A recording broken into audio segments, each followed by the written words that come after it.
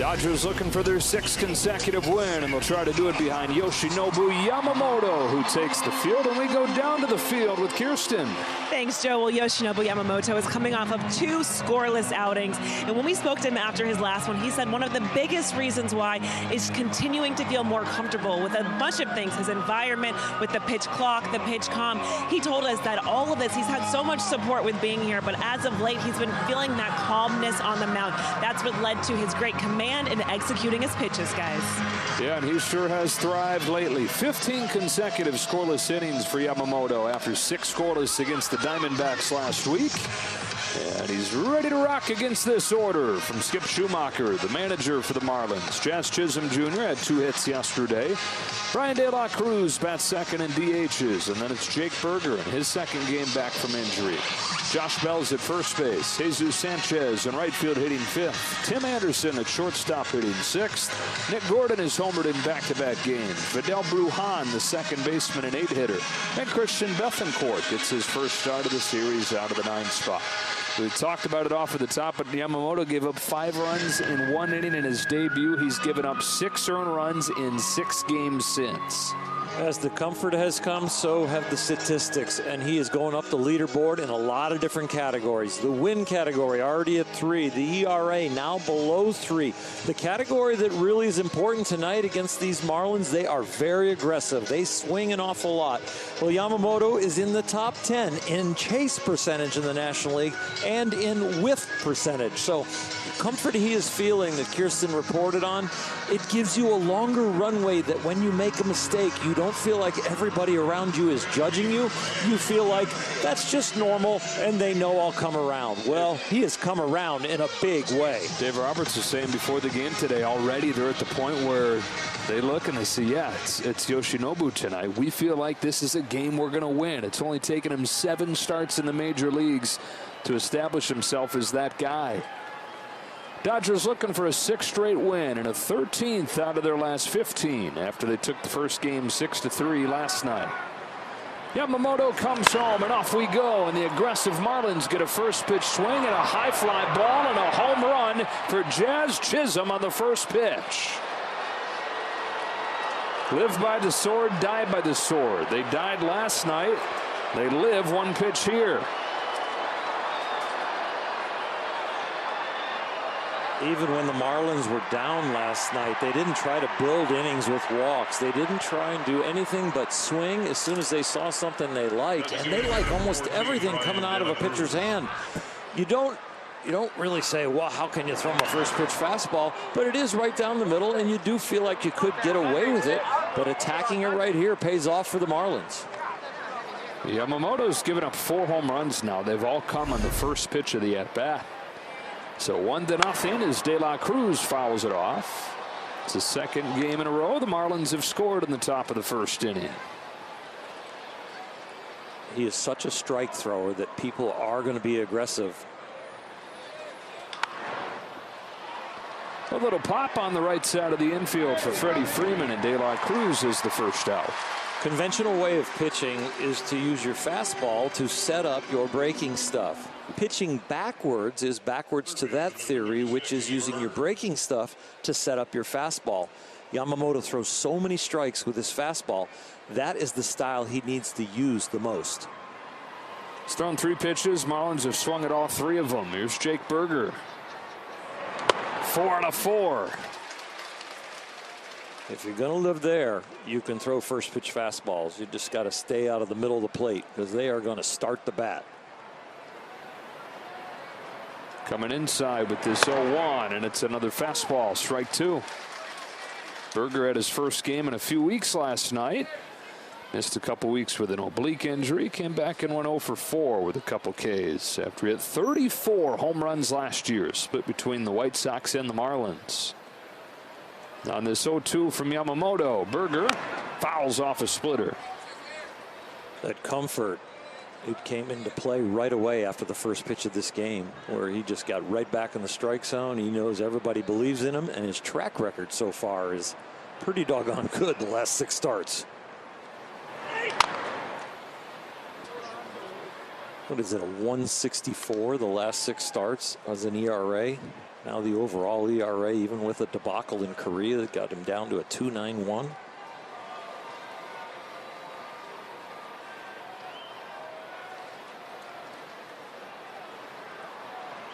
Kick and another 0-2 and another foul ball. It's quite a year for Japanese baseball. You've got Yamamoto doing what he's doing. Obviously Ohtani. Shota Imanaga of the Chicago Cubs has been even better.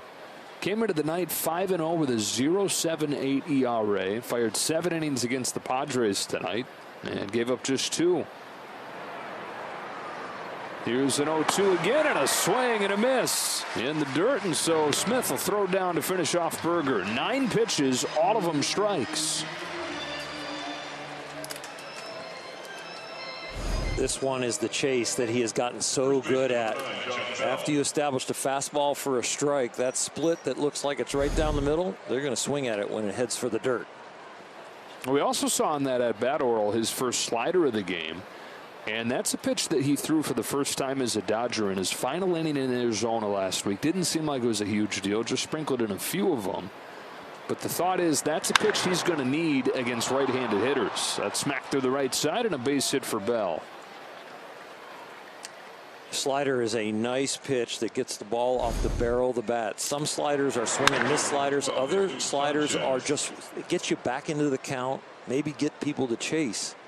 Yamamoto didn't need it in Japan, but maybe here in the States he is going to need it a little bit more against righties. Had it there and was able to ditch it, like you said, because he was dominating without it. It was bothering his arm when he threw it, and it's just slowly started to bring it back.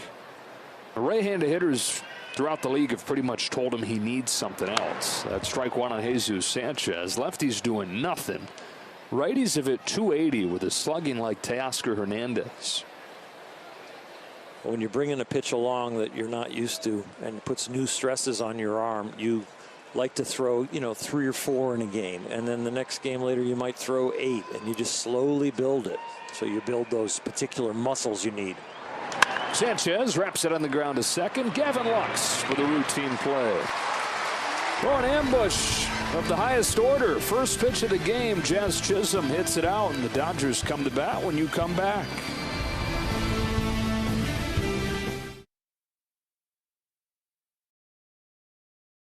Looks a lot like last night's order.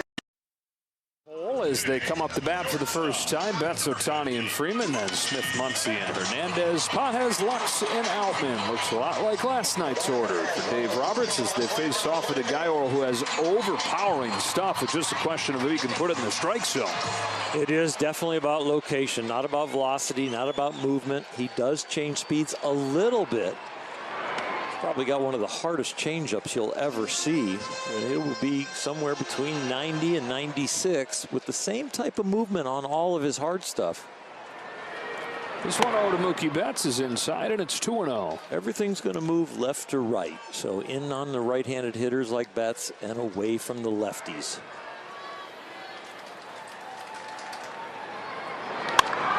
High fly ball to center field, but playable for Chisholm. Yeah, it is so hard, the changeup, that they're looking at it as a 2-seam, just putting it all in one bucket and simplifying things. No one gone in this first inning. Time for our Nissan Aria electric performance. Shohei Ohtani is 9 of his last 12 with 4 home runs. And it's been loud. It's a different sound when he hits the baseball. When you start hitting the baseball consistently over 105 miles an hour, whew, it sounds different than everybody else. Dave Roberts brought up the name Miguel Cabrera, somebody he remembers in his prime where it made a different sound. Somebody around the cage mentioned Giancarlo Stanton in his prime. But they're all just coming up with the best that they can think of, and everybody tends to agree that this is a sound that is one of a kind, at least in this era. 2-1 on Ohtani.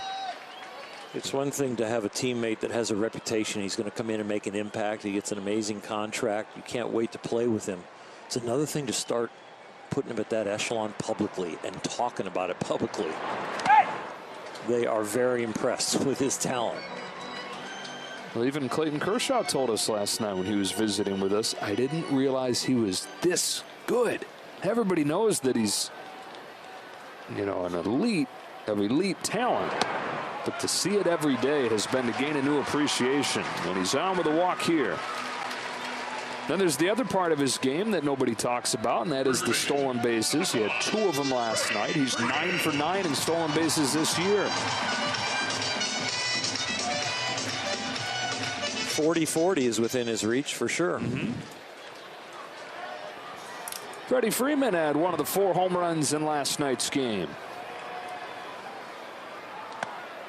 And he was, as you presumed, stewing over that second at-bat where he was unable to get the runner in from third, just popped up over third. You could see it in his face as the game went on.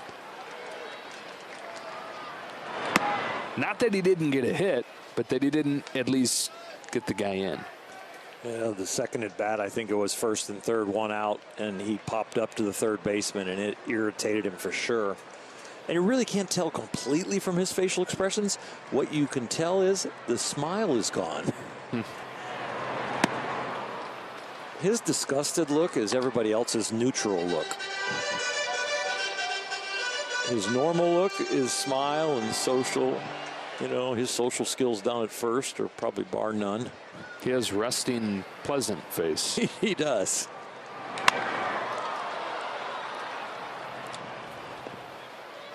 The home run extended his on-base streak to 15 games. Sometimes you'll see those on-base streaks, and it's like a walk sprinkled in here. You got hit by a pitch. Now, the power has climbed as well during that stretch.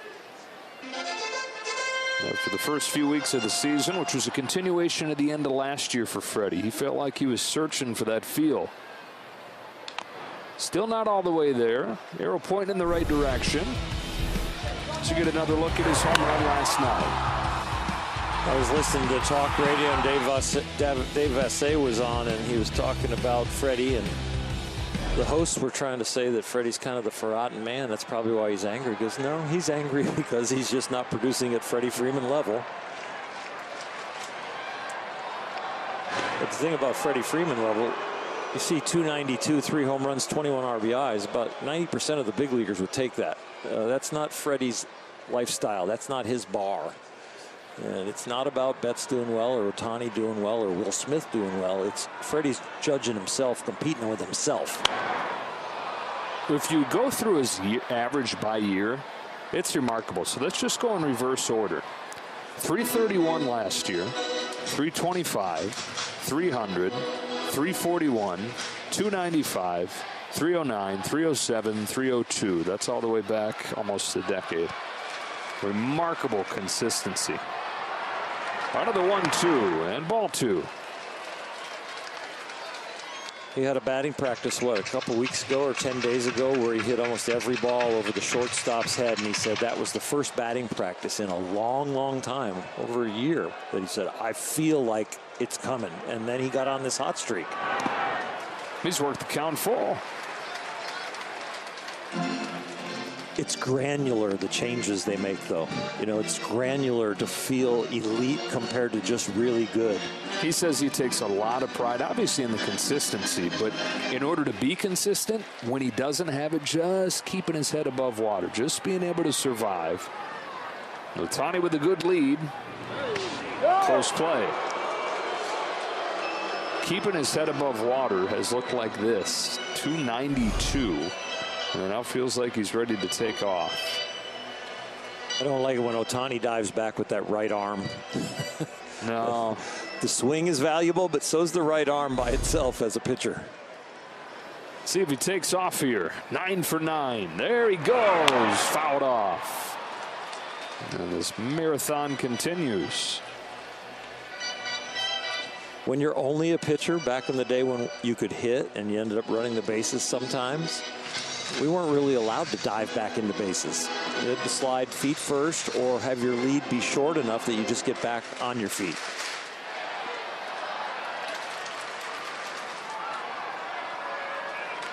There he goes again. On ball 4. I think it hit him. Hit him. Yep. Ohtani was going to go to third if it didn't hit him.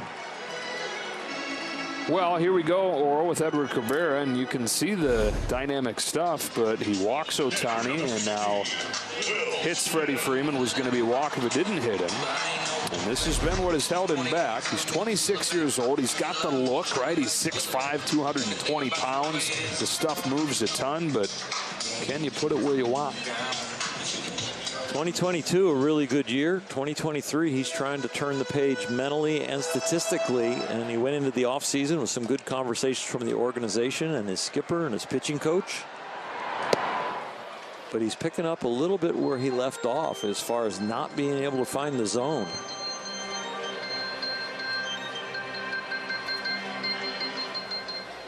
Started this season in AAA, a couple good starts there, came up, had 10 Ks in a season debut against the Giants, and then he beat the Cubs in his second start. But he's given up 10 runs in 8 innings the last 2. 1 ball, 1 strike on Will Smith. Right about now, the Dodgers can just check out on the breaking ball and just stick with the firm stuff, which includes the changeup above 90 miles an hour. And a 6-mile-an-hour change in speed is not enough to make a ball fair or foul. You really have to get to 9-10 miles an hour to like make a guy hit the ball, and you have to turn the field because of the speed differential, or the hitter has to make an adjustment. If you get to 15 or 16 miles an hour, you're going to make guys swings and miss.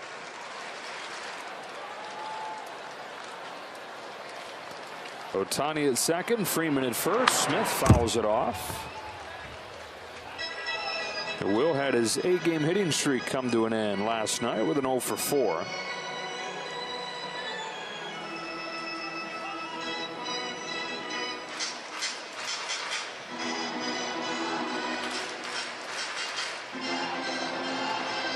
Walk and a hit batter in this inning.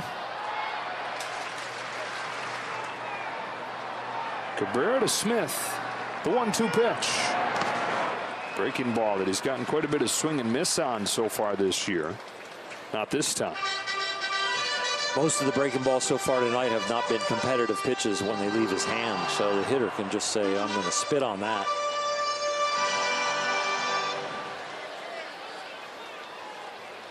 Number 1 strikeout rate in the National League. 2-2.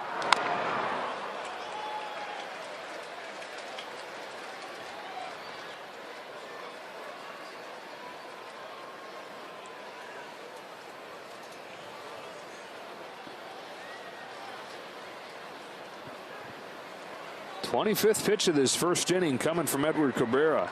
Runners both taking good leads. And a toss back to second. Ohtani's in there safely as Brujan stumbles over.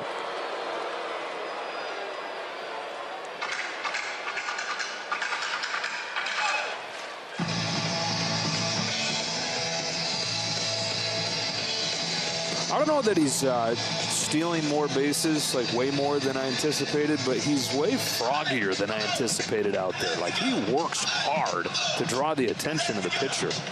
Yes, he really does, and I think we've seen it grow as every game he gets more and more comfortable in his Dodger uniform. He's pushing the envelope now, being completely being him. He's an attraction even to the bugs. Yeah, geez.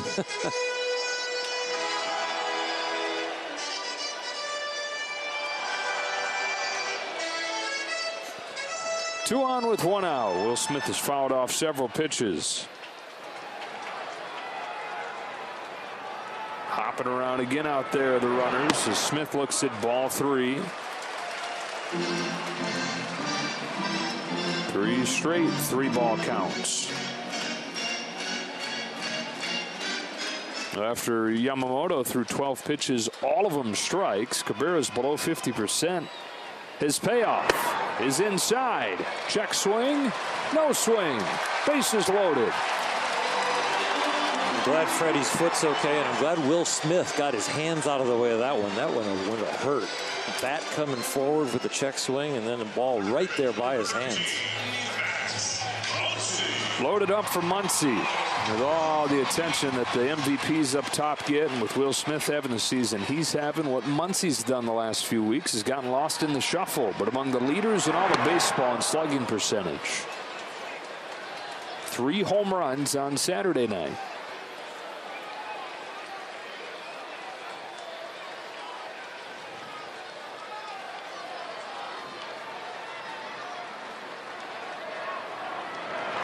Cracked the other way.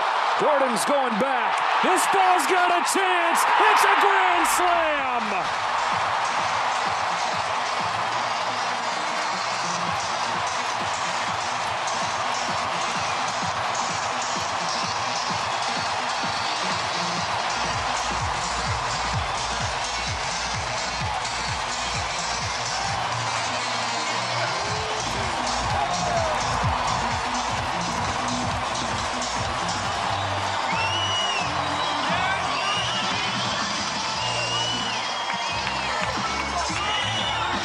Muncy's 9th home run of the year goes to the opposite field. Something that he'd only done 3 times the last 2 years. He's done twice on this homestand. Well, he gets a hard pitch away, and he stays right on it. It was great planning by the Dodgers. Pop up off of the bat of Tasker Hernandez into short center field for Chisholm, and the second out. Max puts a sweet swing on this, and he's got backspin. That's not side spin that creates that carry. That was well struck. Got himself his 26th total RBI. That's only 1 behind the team leaders, Betts and Ohtani. Nice play by the young fan. Pages. Strike 1. It's now 16 consecutive Dodger runs that have come via the homer. Pages with a bullet to left field. That's caught by Gordon. Different night, same story. They fall into a deficit in the top of the first. They belt their way out of it in the bottom of the first. It's a grand slam for Max Muncy. We're off and rolling.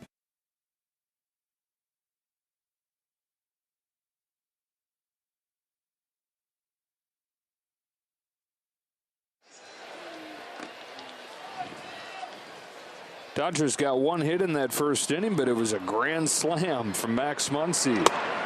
Yoshinobu Yamamoto fires in a strike to Tim Anderson. He's thrown 13 pitches. They've all been strikes. Yeah, the Marlins certainly helping that cause. Like that, they've not all been in the strike zone, but against the most aggressive team in baseball, they've all been strikes. And when you throw strikes at this rate, you're only going to make them more aggressive. There's no sense taken if you like the swing and you know you'll be behind in the count. Curve, Muncy. Run away.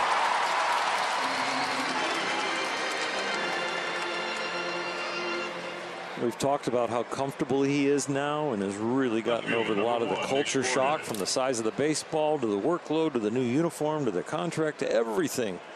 Well, he's also gotten a lot of support from his team, right? They've averaged almost 7 runs for him. It's the 11th best in Major League Baseball.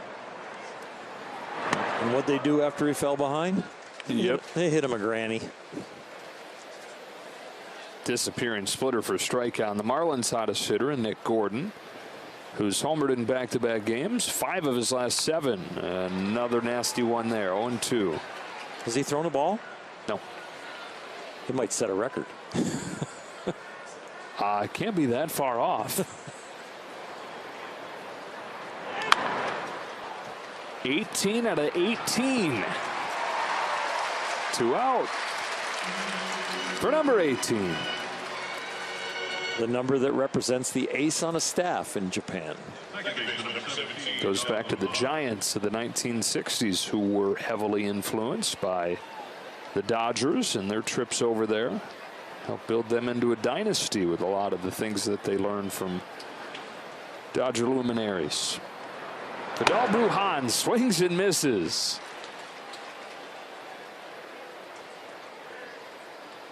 he's got them on their heels, just on the attack after they delivered the first punch, first pitch. There's the first ball on the 20th pitch that he throws. Literally ball one here in the second inning.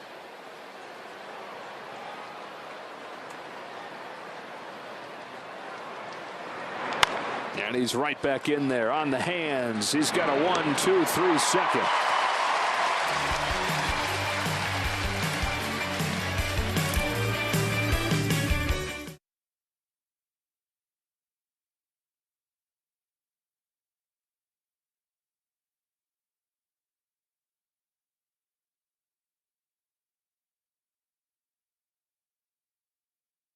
Dodgers up 4-1 and a Max Muncy grand slam. And time for Home Depot getting more done.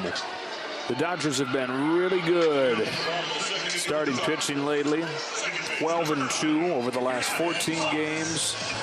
Runs per game more than 6 per game. So, I mean, basically put, they're scoring more than 6 runs per game. They're allowing under 2 runs per game during this 12-2 stretch.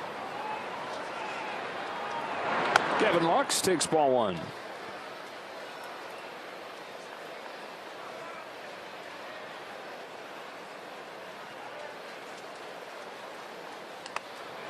One ball, one strike. The stretch they're on, this part of the order started to help. They were hitting below 200, but during this stretch, the last 3 or 4 guys in the order started hitting around the mid 200s and contributing with a little power, like we saw last night from Outman. And Gavin, who got off to a very good start this year, impressive during spring training. Hits some bullets in Korea, comes back for the Freeway Series and hits a home run. He's fallen into a bit of a mechanical issue that he's never really dealt with, where when he had those good swings and those good feelings, he got a little bit jumpy and has been overstriding. And so he's working on fixing that. Now, when it's something you've never dealt with, that becomes a harder fix. He's trying to find the solution. Earlier today at a session against a high-velocity pitching machine as it got ready to face off with Cabrera, and the hitting coaches were raving about the way the swing looked then. Trying to put it in play here, but he takes the walk to open the second.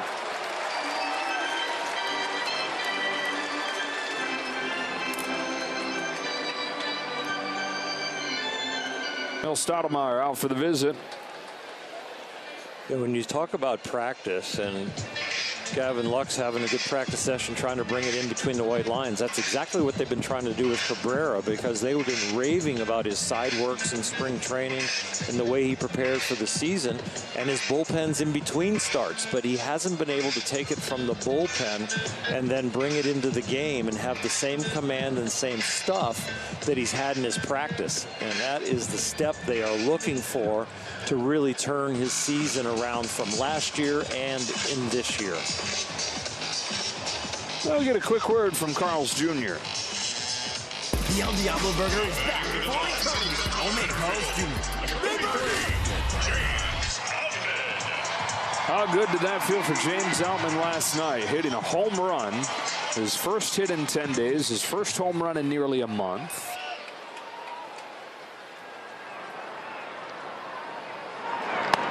He takes a first pitch breaking ball for a strike. I asked James, what was it? What unlocked it? What have you been working on? He said it was almost like just stopping all that working, stopping all the searching. He said to the hitting coaches, I'm done thinking about my swing, done thinking about mechanics. I just want to go be aggressive, be on time. And with that shift in mindset, his second longest home run as a big leaguer. Go be a caveman. Yeah. Just grab a club and hit a rock.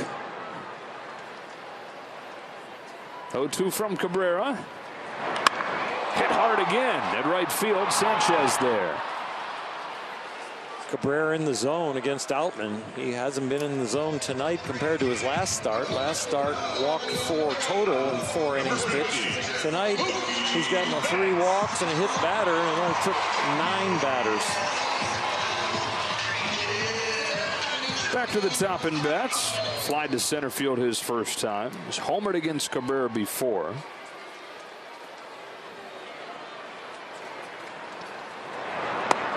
Dodgers have seen Cabrera twice, two very different versions of him. He made a start against him a couple years ago and they rocked him. Then he had a record-setting relief appearance against him last year. 8 strikeouts in relief last September against the Dodgers, set a Marlins record.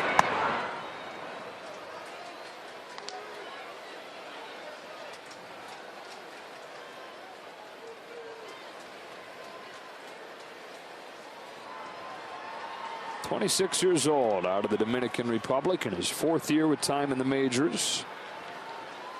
Having some pitch comm issues.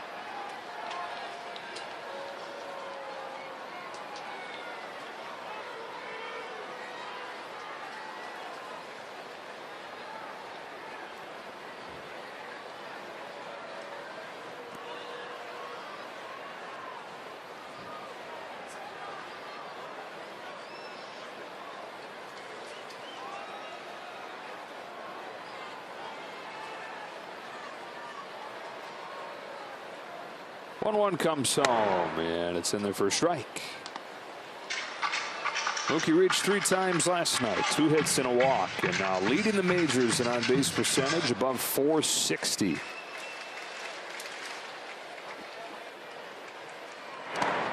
In the dirt, good pick by Bethancourt.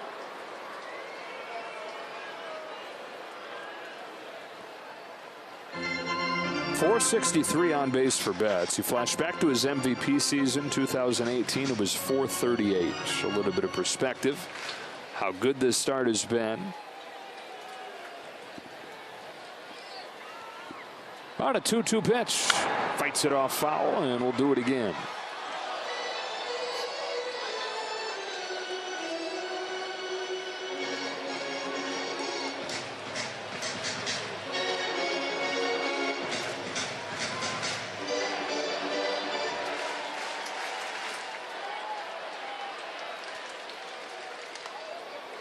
Full count. I feel like I've said that a few times. Yeah, 47 pitches, only 1 out in the bottom of the 2nd.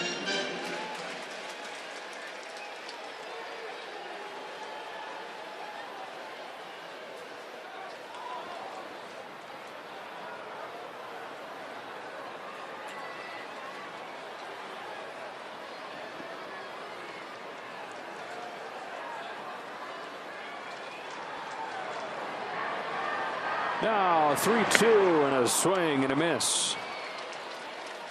That's a good 3-2 breaking ball to get out a very good hitter. For his first strikeout of the game. Time for the Audi player profile. Shohei Ohtani comes up there with his major league leading 11 home runs, and the Dodgers all over the National League leaderboard. Ozuna's second, but then Teoscar and Muncy tied for 3rd.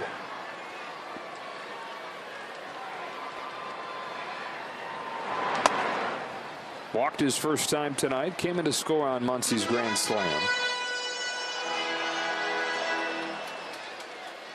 2 for 3 in this series. 2 runs knocked in, 2 runs scored, 2 stolen bases.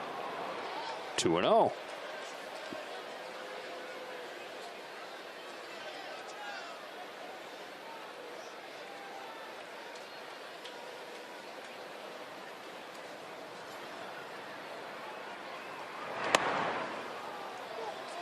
Two and 1. 2-0 breaking ball to get in there. They're not pounding their head against a brick wall. They're deciding to change it up a little bit to throw strikes. Again. Gets Betts out on a 3-2 breaking ball. Gets back into the count here to Ohtani from 2-0 to 2-2 with 2 more breaking balls. Adjusting the tension on that brace that protects that very valuable right elbow.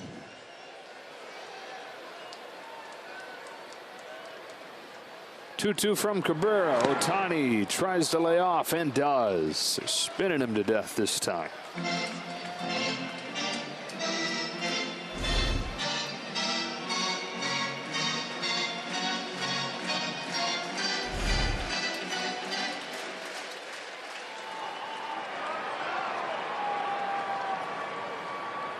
The payoff pitch. Ohtani takes ball 4 and has his second walk.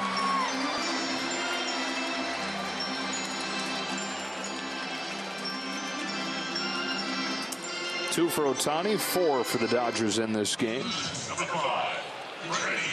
That should sort of be 5 because Freddie got hit by what was going to be ball 4 his first time.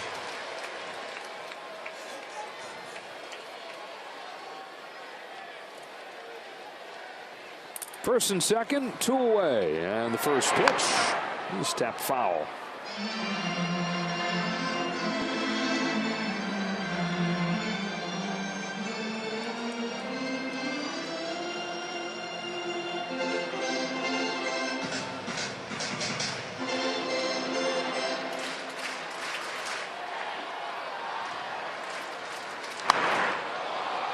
Strike 2.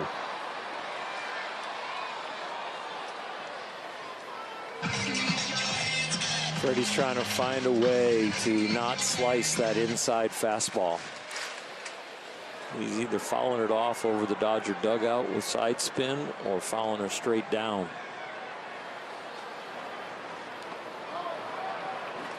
Checked it.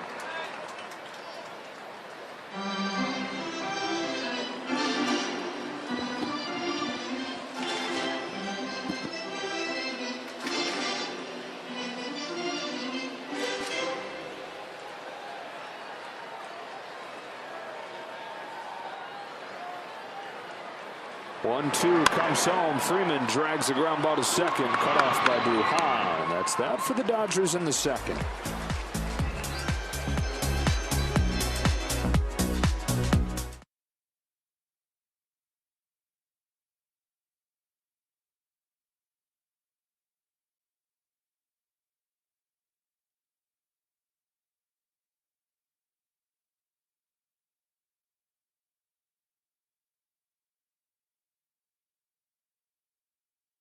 Celebrating our local teachers and educators on Sunday, May 19th at 1:10 against those Reds. Purchase a special event ticket package and receive an exclusive teacher appreciation tumbler.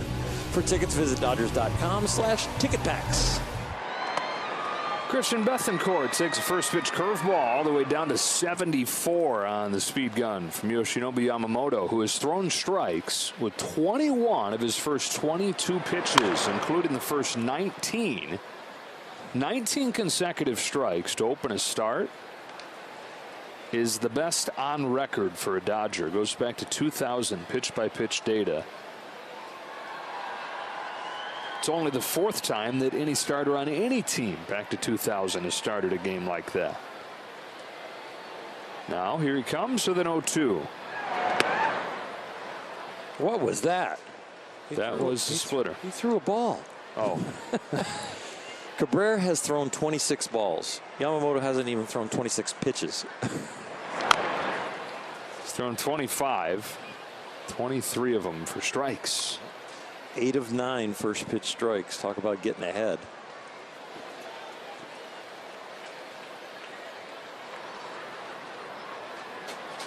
.25-year-old turns and fires a 1-2 and got a high fastball swing and a miss. That's part of his game that they're trying to bring along more and more.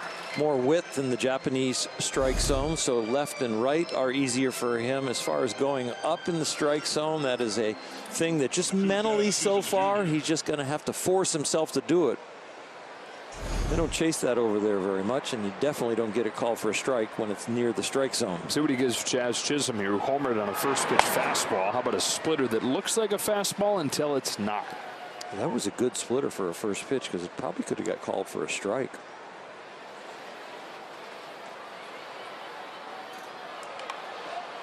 Bunted foul.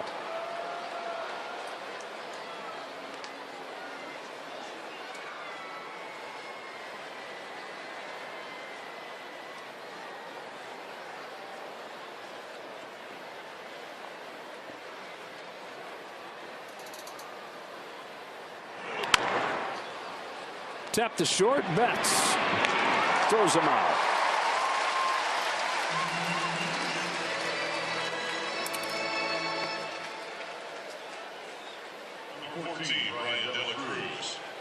Dodgers up 4-1 on the Muncy Grand Slam. 2 gone here in the 3rd. And Brian De La Cruz to the plate. benefiting from a couple things, Yamamoto. The run support you were talking about and the defense, which has been so much better than people anticipated it would be. Top of the zone with a curve. Betts was the wild card, of course. Has not committed a fielding error. He's had 4 throwing errors, but has not committed a fielding error. Grading out one of the best shortstops in baseball. Muncy's improved hugely, eye test and statistically.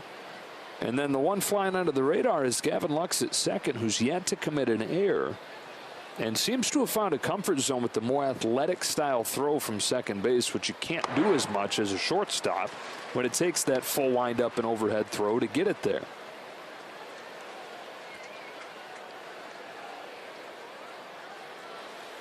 It's really hard to say who's the biggest surprise, right? Because they've all made such great strides. And they were all concerns. They were all kind of question marks. One reason or another. Muncy was coming off a bad year there. Betts playing there for the first time. Lux moving to second because the defense at short wasn't good enough. And all of them outstanding through a month plus.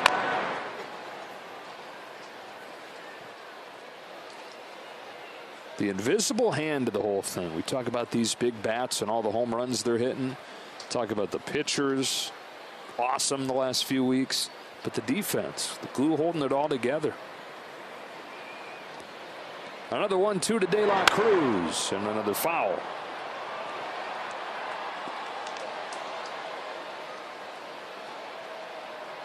It's one of those things that often you don't think about it until it's bad, until it bites you. It's kind of like umpiring.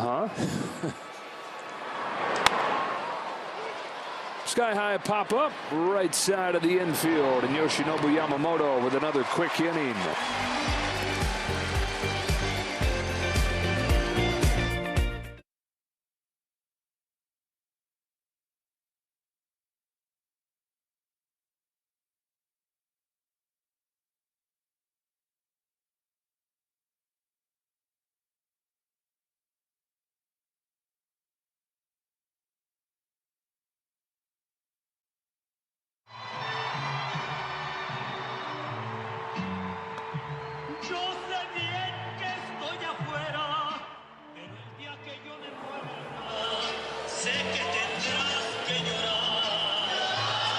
Shakey's Pizza is celebrating our educators with the 2024 Spectrum Sports Educator Sweepstakes. 8 winners will receive a $50 gift certificate from Shakey's Pizza, of course, plus a teaching kit.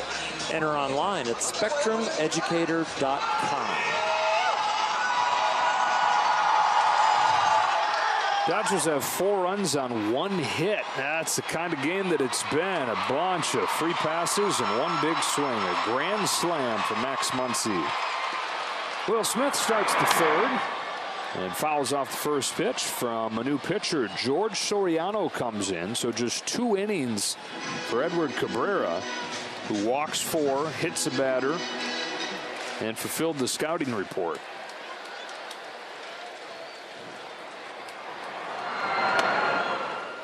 Soriano has not done well against the Dodgers. He only has 2 1/3 innings, but in those 2 1/3 innings, he has given up 6 hits and 5 earned runs. So he's trying to change that scenario.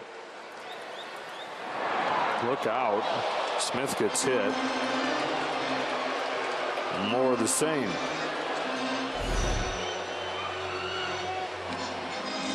Well, the theory with the Marlins is that they're trying to find as many good young arms as possible and then really give them some time to turn into pitchers. And right now, you can see a lot of talent on the mound, but you don't see a lot of command. Here's the man of the hour, Max Muncy, whose grand slam has accounted for the Dodgers scoring.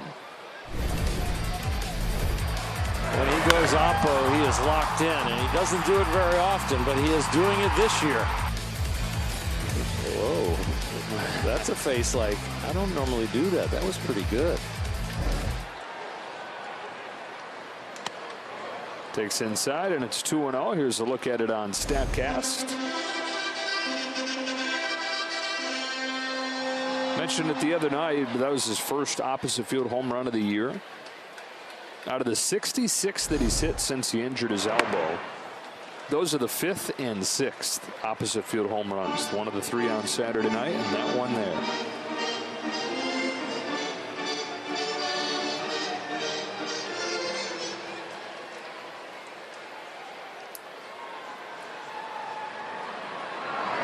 Green light, broken bat. That's going to find a home. Muncy makes the turn, heads for second. He's got a double. And he's got both Dodger hits. One of them much harder than the other. Max breaks the bat. Will Smith gets a great jump and a great read on the ball, which then Max, when he leaves the box, can see that Will got a good jump and can continue busting it out of the box to get the routine double. If Will Smith doesn't read the ball properly and hesitates, Max probably breaks his stride down a little bit, and they only end up with first and second. Will Smith reading the ball right, the second and third. Teoscar Hernandez.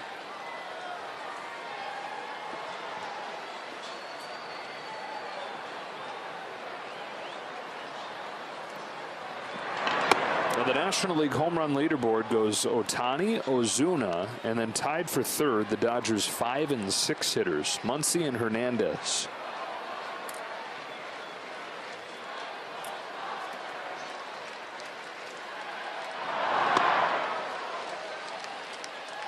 Went around 1-1. If you told somebody watching the game the Dodgers at this point have had 8 base runners, and then you asked how many hits you think they have, you'd probably say 4 or 5, maybe 6. They have 2 hits, 8 base runners. 5 walks and a hit batter. The strike to ball ratio overall for both teams is going to be probably normal. Yamamoto's going to throw all the strikes, and the Marlins are going to throw all the balls. Put it all in one bucket. You got a normal game. Here comes the 2-1. Hernandez takes inside, ball 3.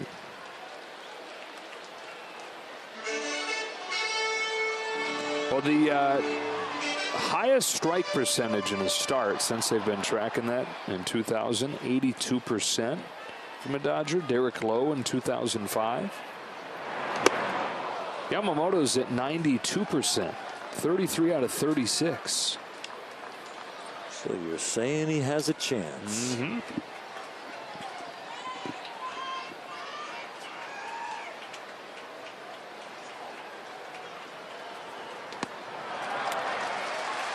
Walk.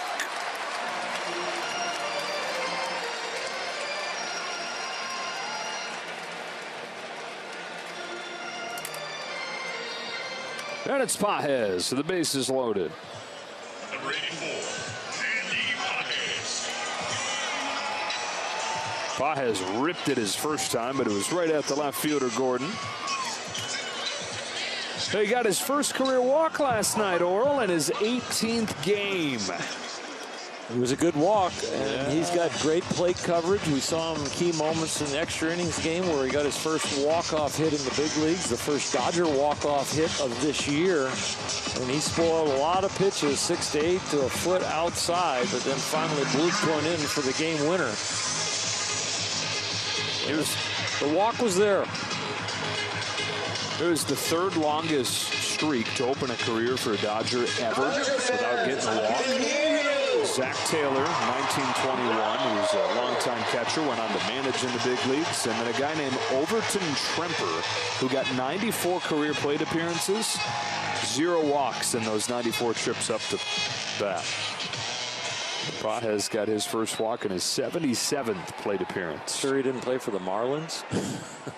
Yeah, he would fit. Loaded up, nobody out, and Pages takes strike 1. And there's good reasons, though, right? He's an aggressive hitter who feels really good right now and wants to swing. And he's also in the top 5 in the National League in how often he's seen strikes. So teams are still, even though he chases, pounding the strike zone, giving him pitches to hit. Flies it to right center field. Plenty deep enough to bring home Smith from 3rd as Sanchez makes the grab. But an RBI for Pages makes it 5-1. Baker's dozen now for Pages as far as RBIs are concerned.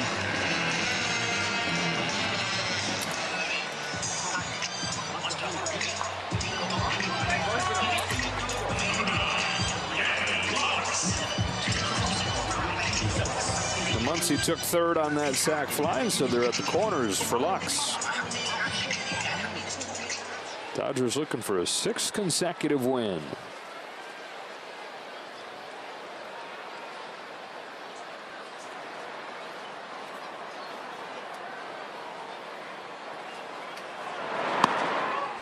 Go down to third is going to go down the left field line into the corner. Gordon races after it. Muncy's in to score. Hernandez to third.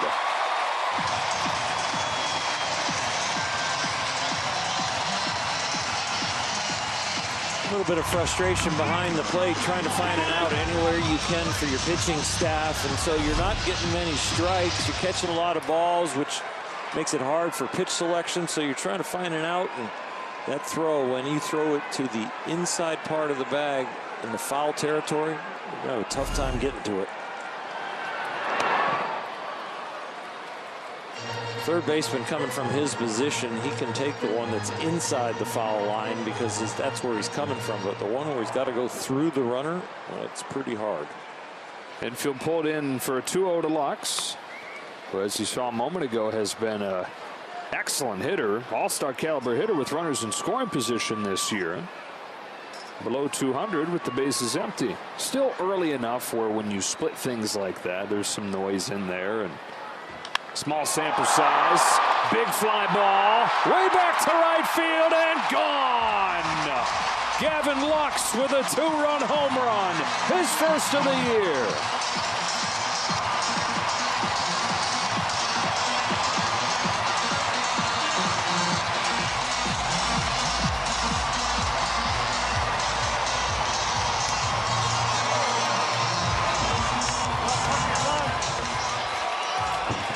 Sac fly from Pages was the first run the Dodgers have scored without a home run in a long time. Well, Gavin Lux, it didn't last very long. A couple pitches later, they scored 2 more via the home run. Hey, Bruce Star sighting. 8-1 third inning. Outman cracks his bat. Soriano gets him. First home run for Gavin Lux of the season. First home run for Gavin Lux since August 15th of 2022. And all that work he was putting in earlier, trying to shorten that stride a little bit, not be quite so jumpy. All the work he did in the high velocity machine, paying off hours later.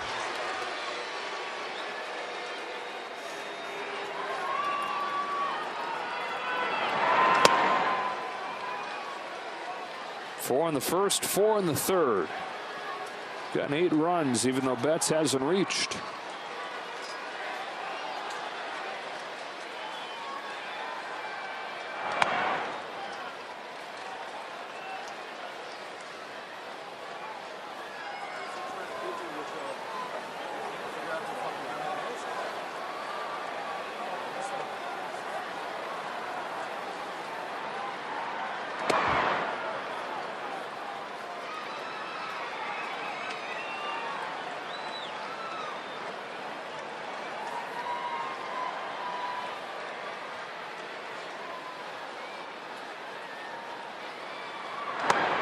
There's strike 2 and 2.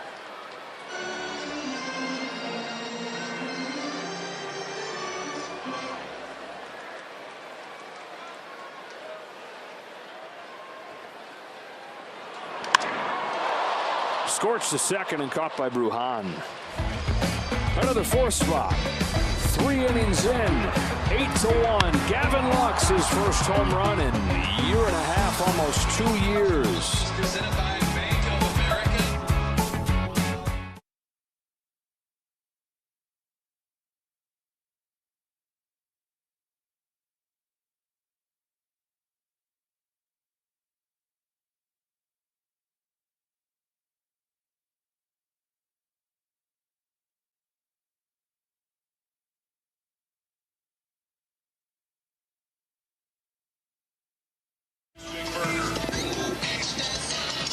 Dodger Baseball on Sportsnet LA is brought to you by Nissan. At Nissan, we make cars that thrill. Experience the thrill for yourself today and shop NissanUSA.com. Dodgers have an 8-1 lead. You could not have any bigger difference between the way this game has been pitched. The Marlins have thrown 83 pitches through 3 innings. Yoshinobu Yamamoto has thrown 36 through 3 innings. 33 of them strikes. And he can add 2 to both those categories as he gets ahead of Jake Burger to open the 4th. They're out pitching him and they're out hitting him. And the support has come again for Yamamoto. They've been averaging almost 7 runs a game for him, and they've already got an 8th spot on the board for him in 3 innings. His support was 11th in Major League Baseball coming into this start. He'll be in the top 10 by the end of it.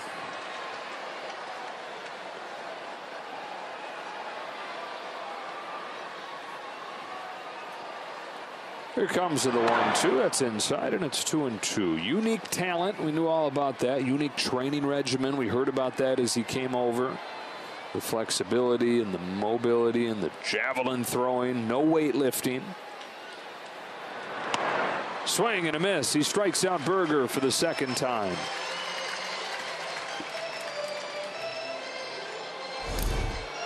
This split finger is devastating.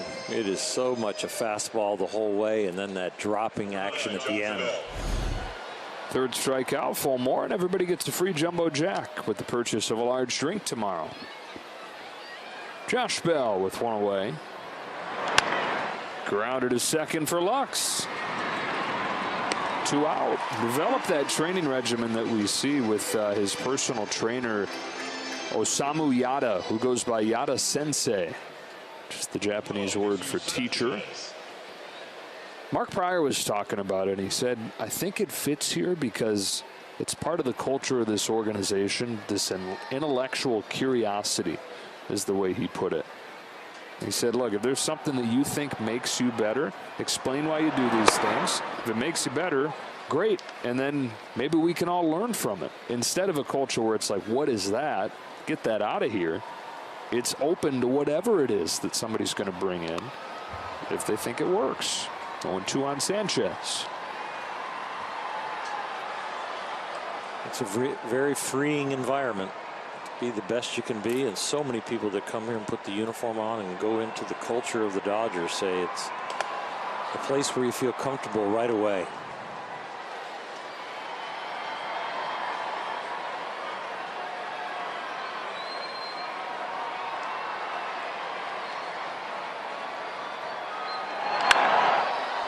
Slicing fly ball left center field. Hernandez can't get there. First base runner for the Marlins since the 1st inning. The 2-out double from Sanchez.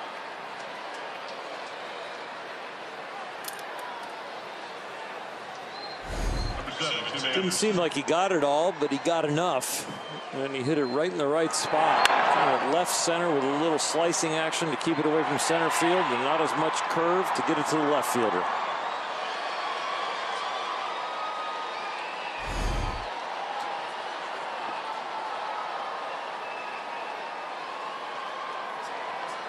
Fourth inning kept alive for Tim Anderson. Grounded out his first time. 0 for 5 in the 2 games.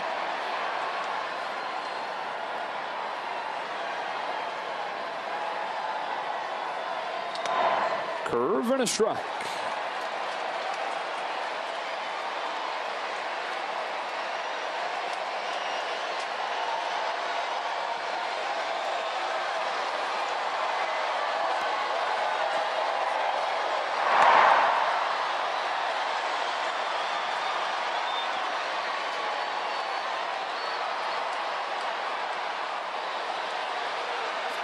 Very enthusiastic wave going on right now.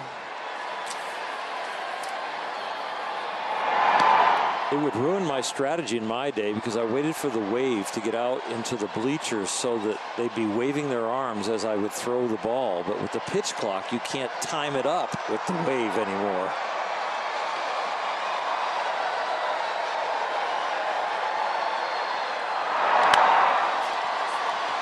Outman in center. Finishes off a scoreless 4th.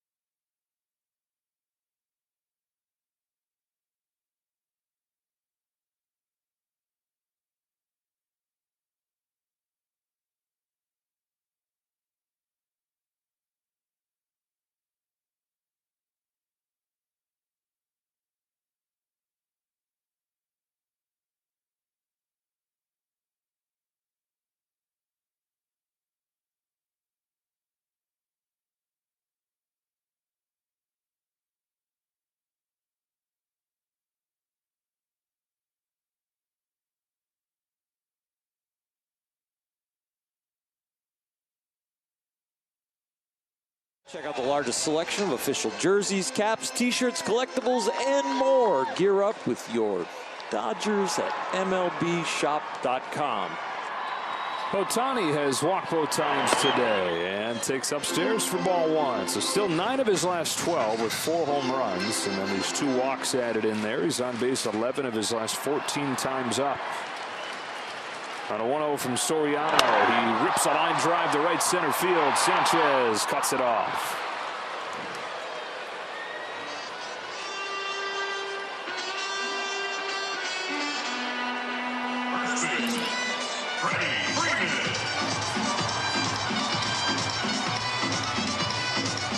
One gone, and here's Freddie Freeman.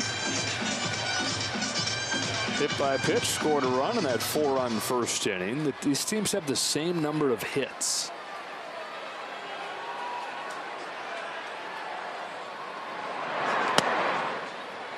Three of them. Grand slam from Muncy, 2-run home run from Lux. 47 walks. It's a slight exaggeration, but bouncing ball left side. Berger way over there. Third baseman makes the throw by the time he lets go, but he's on the other side of the diamond. 5 at 6-3.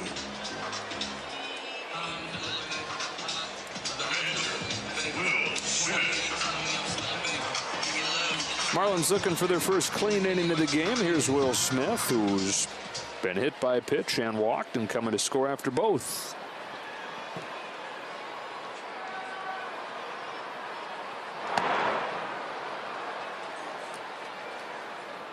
Will's big comedy event is tomorrow night. You say that tongue in cheek. The whole thing is.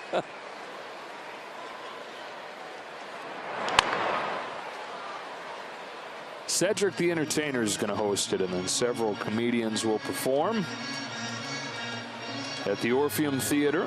Yeah. We'll get on stage, but he has been asked to have you practiced your jokes, and I don't think there has been a lot of rehearsals. All benefiting the Catching Hope Foundation, which he and his wife Kara started.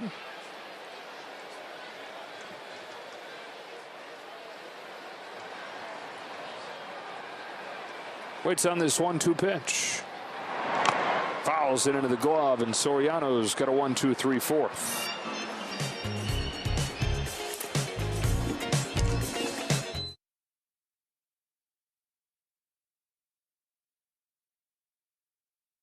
Back, man. It's like taking a trip down memory lane.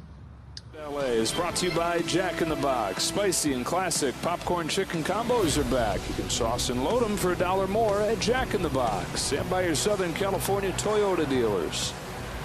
Yoshinobu Yamamoto pinpoint in this game. Faces Nick Gordon here. 42 out of 51 pitches have been in the strike zone. Ground ball to second. Gavin Lux with an easy play. Gordon busting up that line, but to no avail. 16 for 16 on first pitch strikes. Man. I said 8 of 9 before, but I was wrong in reading the note from Dr. Krajewski. It was they had swung at 8 out of 9. So they've certainly played into it. I mean, you talked about it during the pregame show. There was a chance it could be a night like this, given how often he gets chased, how often they tend to chase. But I mean, he's been perfect. He's pounded the zone and then earned those chases. You know, and he didn't get scared out of the zone in the very first pitch of the game, right? He gives up a home run, but he said, you know what, I'm just going to keep attacking, and he hasn't moved from it. In pitching, there is control, which is throwing strikes, and then there is command, which is throwing strikes in the area that you want, and he definitely has like exceptional command tonight. His spray pattern is unbelievable. He doesn't even really have bad misses tonight. Everything is either exactly where he wants it or a good miss. That's what he was known for in Japan, was that elite command, and historically that's the category, when you look at his stats, that's been the best predictor for will a guy succeed coming from Japan to the big leagues. So far so good. Yeah, there is a bookkeeping note for you here as Bethancourt comes to the plate. Chris Taylor is coming to the game for Teoscar Hernandez in left field. Perhaps just the 8-1 score and a chance to get Teoscar a break. We'll keep an eye on that. Well, anything to get Chris Taylor a few at bats to get him out of his doldrums. He is really struggling. Teoscar already He looks fine, doesn't he? changed his uni. Yeah.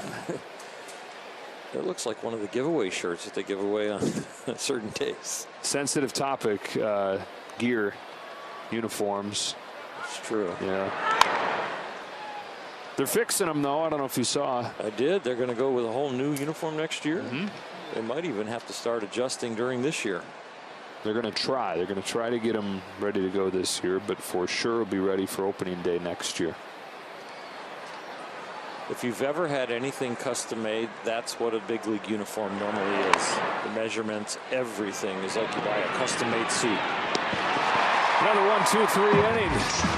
Bada bing, bada boom. It's been easy cruising for Yoshinobu Yamamoto. Halfway home in an 8-1 game.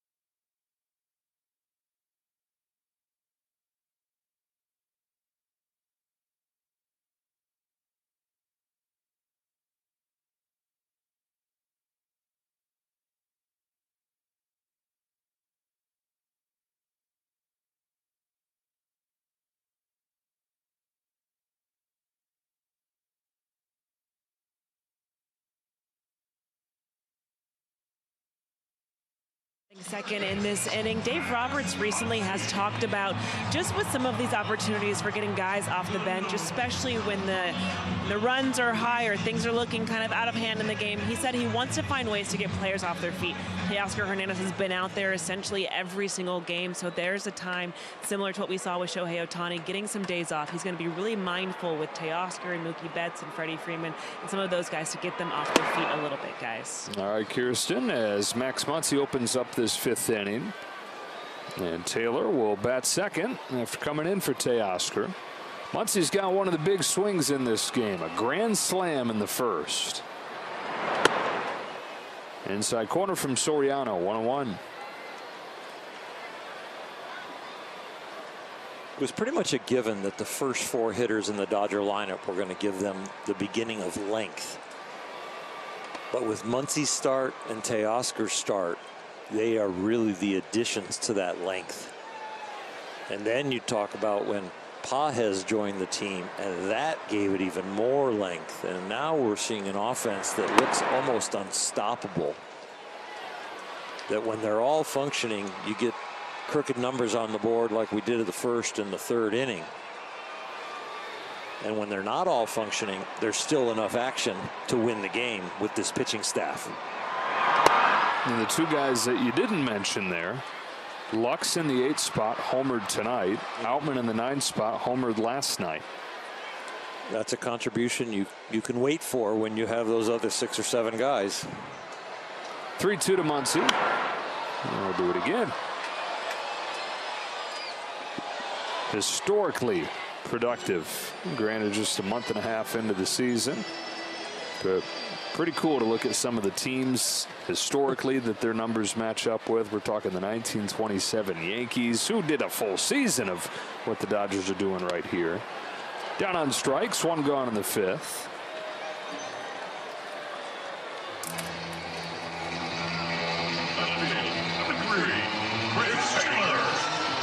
I would say low pressure situation to try and figure things out, but they all probably feel like the weight of the world on his shoulders with how this season has gone. Well, there's two main things that are causing pressure on the guys that are more the role players. One thing is Pages coming up and doing so well, and the other thing is we're on the verge of Jason Hayward being healthy. So there has been talk and have been questions to Dave Roberts from the media of what do you think the move will be? And Dave has said that, you know, of course the organization thinks about that, but that decision has not been made and will not be made until they're forced to make it.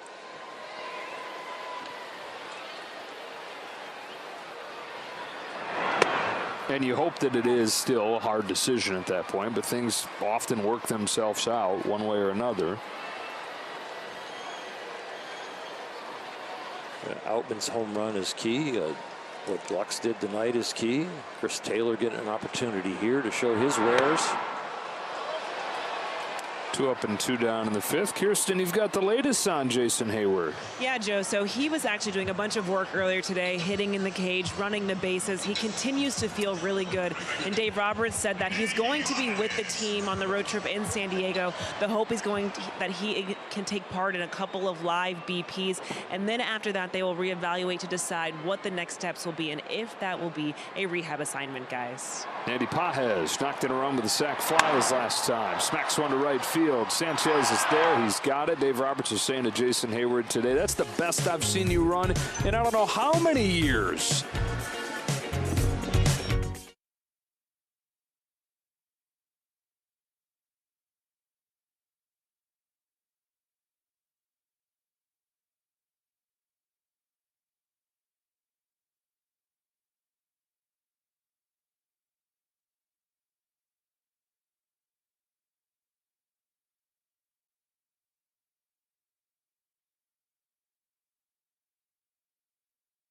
Korean culture at Dodger Stadium. That's on May 22nd. Purchase a Korean Heritage Night ticket pack and receive an exclusive jersey presented by Jinro.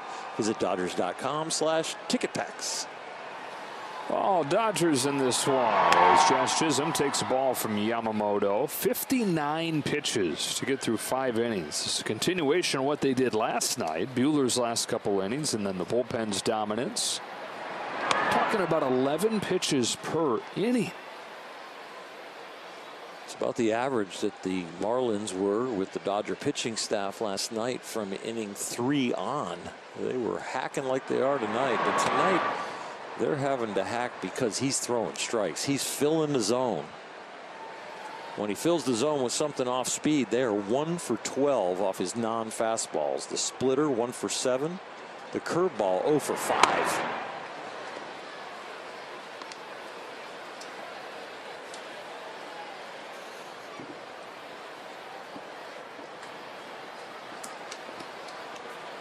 (3-1) to Jazz Chisholm. Up the middle to Mookie Betts. Good footwork to get in front of that ball. Teaching tape. Charge into the grounder for the first out of the 6th. Who is that man? I thought he was a right fielder. I thought he was a second baseman. Now he is an outstanding shortstop. Defender defensive spotlight. Looking at that play again. Easy to put the spotlight on him. Just how Dino Ebel and Miguel Rojas taught him.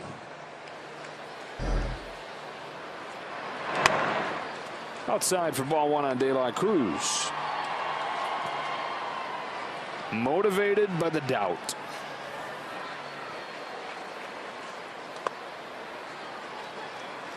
Inspired by the challenge.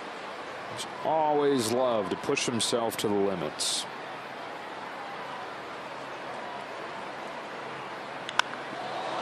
Deep left field. Taylor's back. It's gone. And a bullet of a home run from Brian De La Cruz.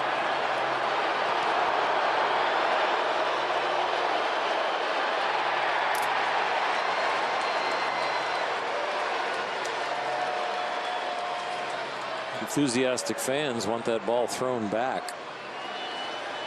We've had some very artful fans that catch the home run ball and then have brought a spare ball to throw another one back. He caught it. De La Cruz with his team-leading 7th homer. A couple solo shots in this game accounting for the Marlins scoring, and now Jake Berger takes the ball, and the Marlins are out hitting the Dodgers 4-3.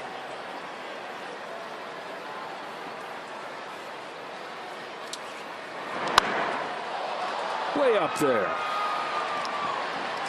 Here he comes to Freddie Freeman.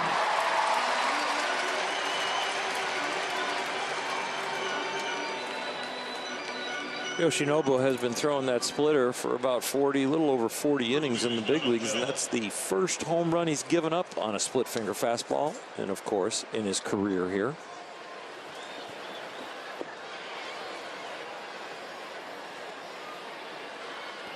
Josh Bell takes inside, 1-0. Only gave up 2 home runs last year in Japan. 170 innings, 2 home runs.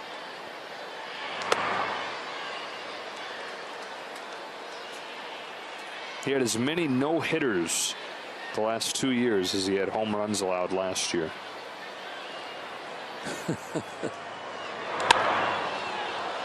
To left center field, fading to the gap. That's a dangerous play, but they make it well. I'm sure their hearts both skipped a beat. Albin makes the catch. Middle 6, Dodgers by a bunch.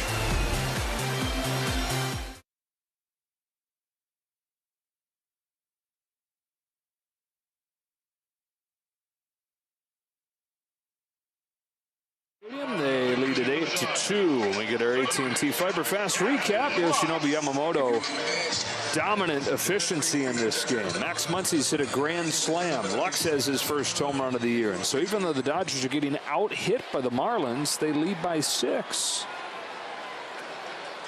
And it is Lux to lead off this inning. A new pitcher comes in for the Marlins, Birch Smith.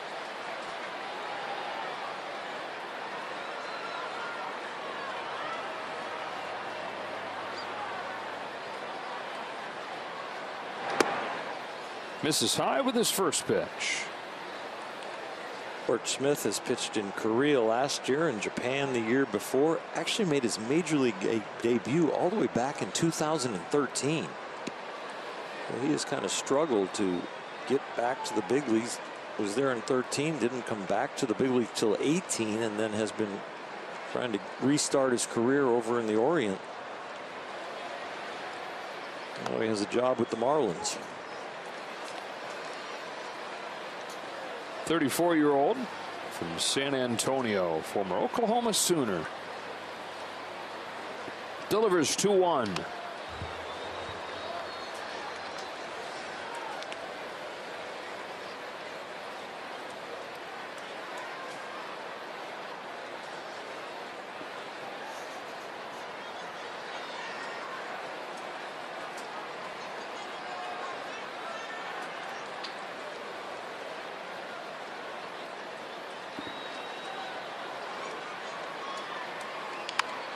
On the hands and back to Smith. The series wraps up in, let's see, first pitch coming in 15 hours, 15 and a half hours or so. Noon start time tomorrow. Off day on Thursday. Team heads down to San Diego. Starts a 6-game road trip through the division. 3 with the Padres and then 3 with the Giants. Gavin Stone goes tomorrow. Ryan Weathers counters for the Marlins. Little high for a ball on Outman.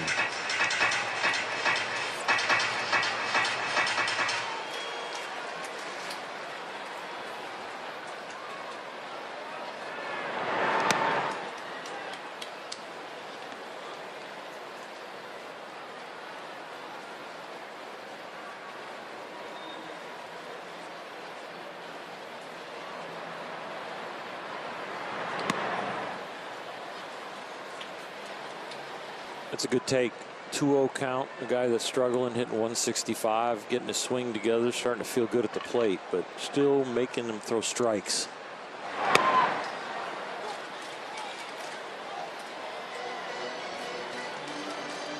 He'll be cutting it loose here, 3-1 if he gets a strike.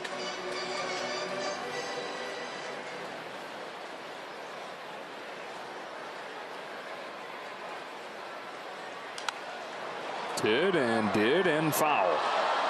Got a juicy one. Just fouled it back. If it makes an out, he'll remember that pitch.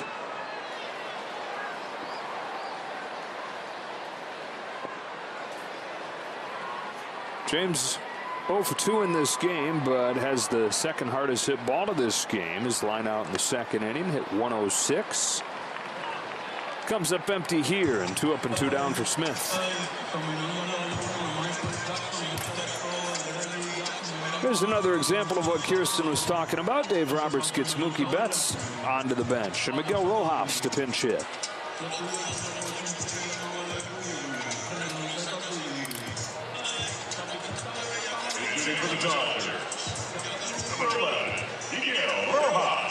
Against his old club, of course, 8 seasons in Miami.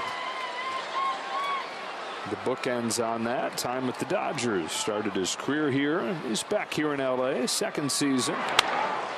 Smokes the first one into center field. What an improvement offensively from Rojas this year. I just love to see it. With him having success, as much of a team player as he is, the way he's accepted his role this year, the way he's helping out Mookie and everybody else with infield drills, teaching them. Great spirit on the bench, even when he's not playing. It's fantastic to see him have fun and get hits. I don't know if that looked real friendly there, the back and forth between him and the Marlins dugout. It could be an issue. Ohtani. Now, earlier this season, Jazz Chisholm went out of his way to say some bad things about Rojas and his influence, when every other person that you talk to and listen to says that he's the greatest leader you could ever imagine having.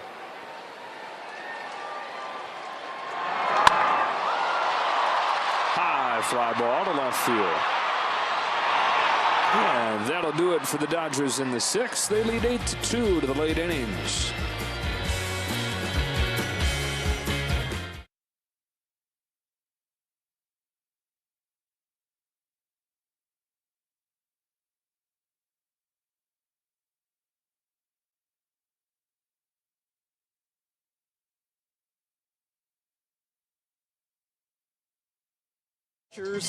At Dodger Stadium, that'll be Will Smith bobblehead night on May 18th. It's a 6:10 start against the Reds. Be one of the first 40,000 fans to get that Will Smith bobblehead. It's presented by Security Benefit. For tickets, visit Dodgers.com/promotions. For the first time in his major league career, Yoshinobu Yamamoto pitches into the 7th inning. Average more than 7 innings per start in Japan. On a different schedule there. He's pitching once a week, but length was part of his game.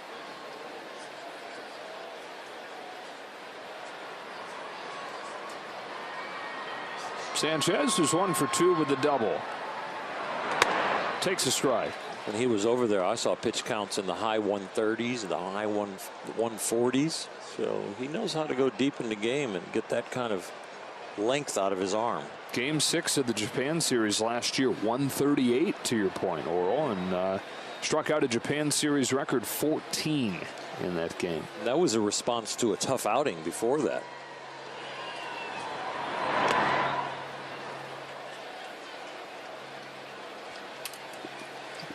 Pitching's been excellent throughout that first inning. Personality's been easy to like, easy to welcome in. From the Dodger clubhouse perspective. High fastball gets Sanchez swinging. 1 away in the 7th. He's endeared himself very quickly. He's got a very good sense of humor. And he's got a fluffy orange colored dog named after an orange that's grown in Japan, Mikan.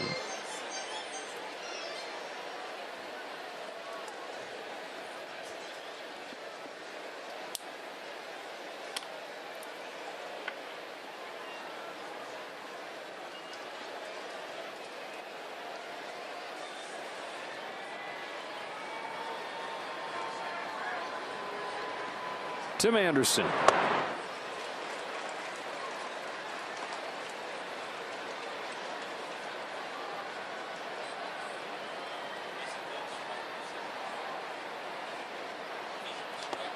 Oh, and 2 back-to-back heaters.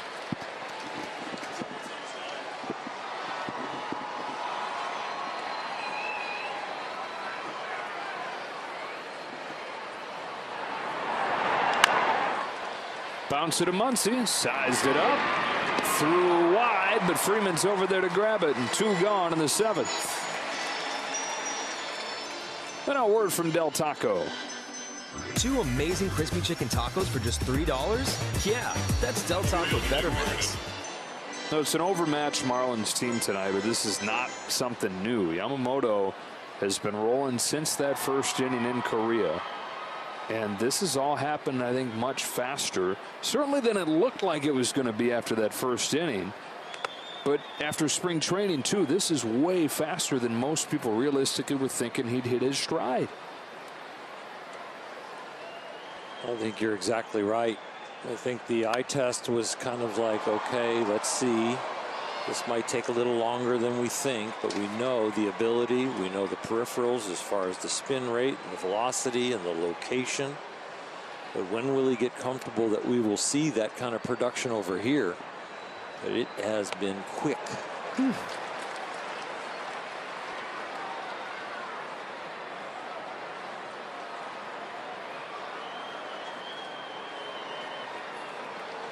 Here he comes to the 1-2. It is shot to left field. Taylor's there, and 7 innings for Yoshi Yamamoto.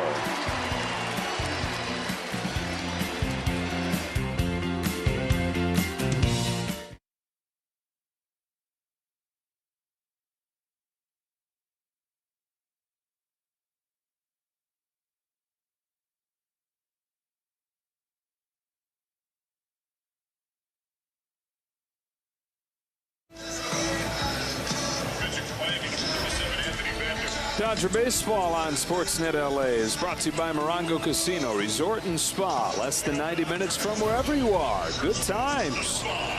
And by your local Kia dealers. Visit Kia.com. Discover movement that inspires. 2, 3, and 4. 3, 4, and 5 coming up for the Dodgers in this inning after 7 innings from Yoshinobu Yamamoto.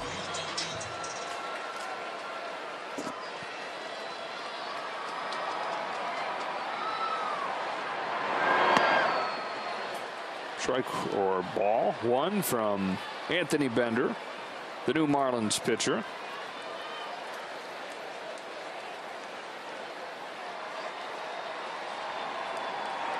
A 29-year-old from Petaluma, California.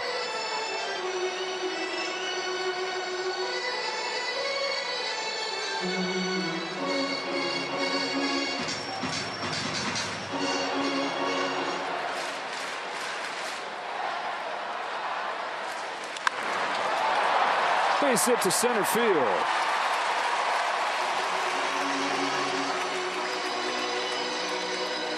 Freddie's average dropped below 290. Probably looked up at the board, saw 288, and said, "Oh, I'll take care of that." Gotta get it going. Yeah, we don't have any batting averages that go 2.8. We only do 2.9 and above, and usually it's got a 3 to start.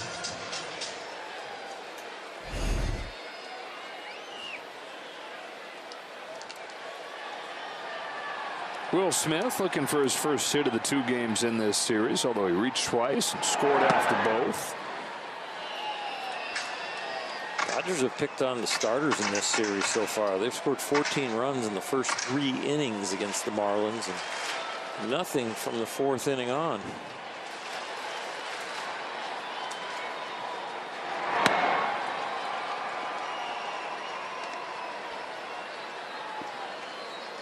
Bender's back in the big leagues after Tommy John surgery. Debuted in 21, pitched pretty well first couple years, and then missed all of last season.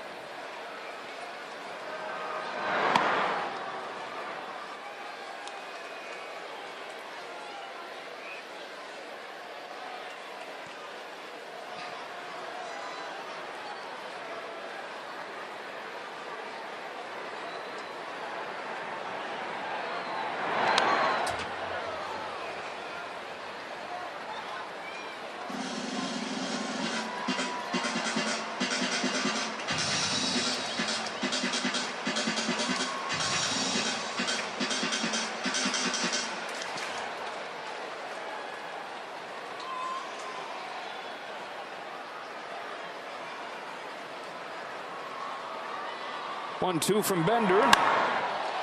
Fought off down the line. That is a souvenir.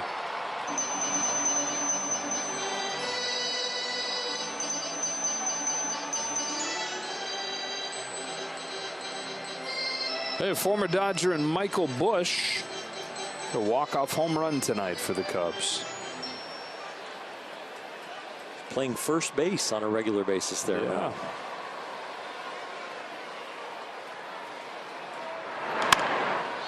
Bouncing ball towards the middle. It's short. That is Anderson stepping in the bag and throwing over for a double play. Inside the box score brought to you by Lexus. Max Muncy with a grand slam in the first inning. He's also added a double. Have a night, Munce. Elbow feeling good, swing feeling good, everybody feeling good with Max. I'm glad he's having fun. He is one guy that will show the emotions if things aren't going well.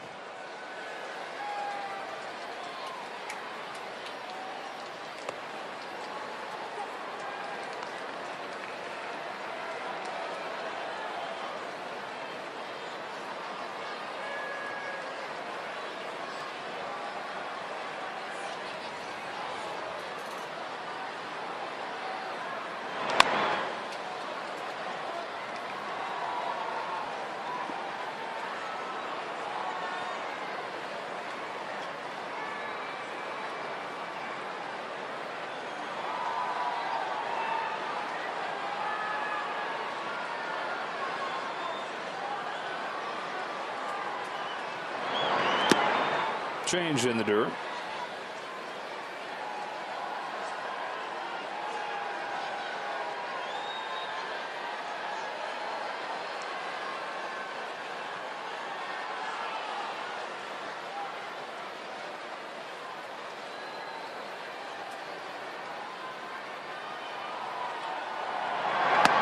Got him swinging.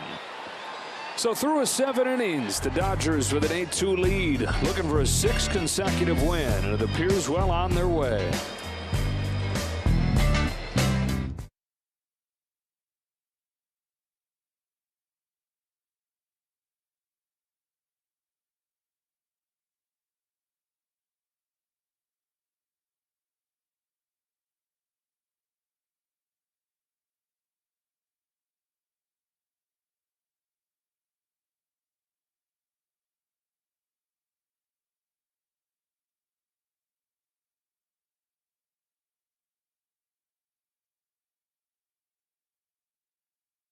Dodgers, Walker Buehler rehabs before making his first start since 2022, and that was last night. And Joe Kelly and friends visit CN Tower's Edge Walk while on the road in Toronto. Don't miss Backstage Dodgers. That's going to be Friday after the postgame. Well, Yoshinobu Yamamoto joins Tyler Glasnow as the only Dodgers the last 2 years to record an out in the 8th inning. Kike Hernandez is taking over Freddie Freeman over there at first base, steps on the bat. 86 pitches, 7 1/3. And how confident that they think he's going to get through this inning? There's no action in the bullpen. A little bit of stretching.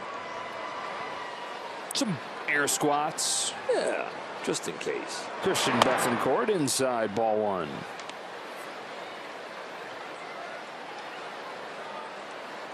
This is now 2 runs. The last 22 1/3 innings from Yamamoto. Drops in a curveball for a strike. It's been so much fun to watch. Very efficient and really good command. Has not thrown many pitches over the middle of the plate since the one in the first inning. To base hit the other way for Bethancourt.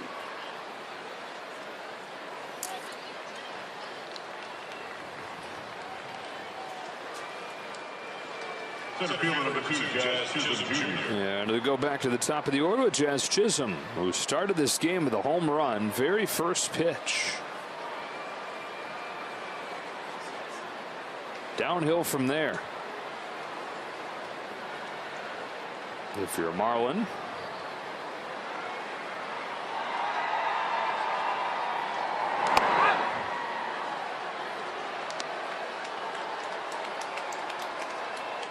Dodger offense doing the job again, but the headlines is Yamamoto.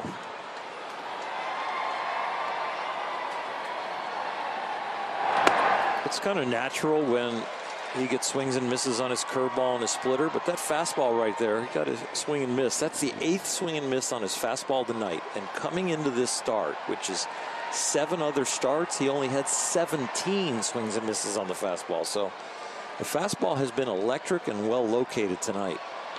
Better and better lately. It had been leaking over the plate. And the opponents are hitting about 350 against it prior to the road trip, but only gave up 1 hit against his fastball in each of those 2 starts on the trip. Rojas into shallow center field, feeds Lux. Pretty play. It was an awkward but athletic play from both of them. Rojas having to back up and play the spin on that humpback liner and then finding some balance after he catches it. And then the angle that Lux has to come to the bag with the throw slightly behind him and find a way that he can see the ball. So catch it and then look for the bag. And he did it perfectly.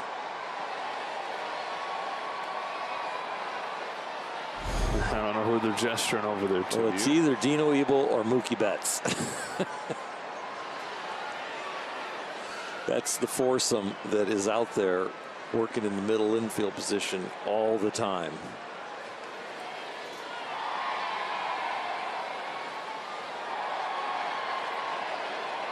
And out away from finishing off 8 innings, Yamamoto to face De La Cruz, who took him deep his last time.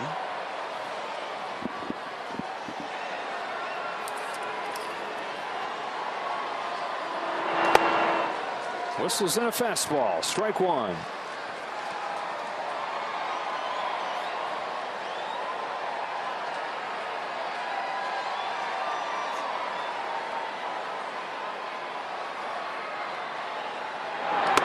Strike 2. I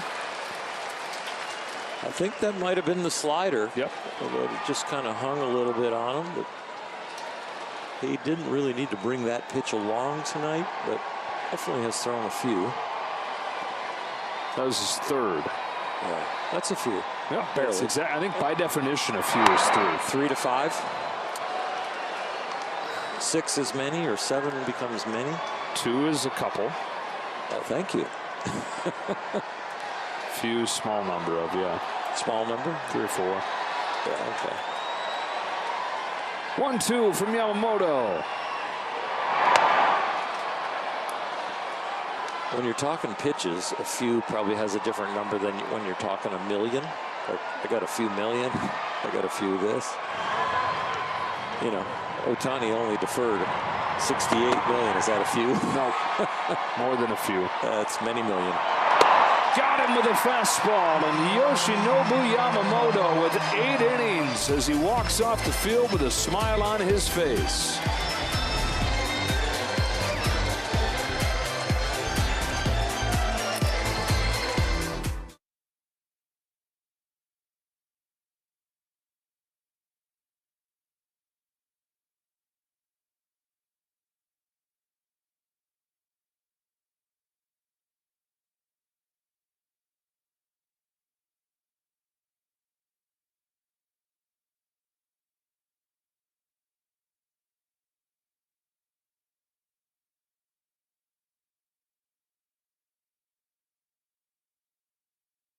Dodgers. Adrian joins Nomar and John tonight. Dodgers got 4 in the first and 4 in the third in this game, and 8 innings from Yamamoto.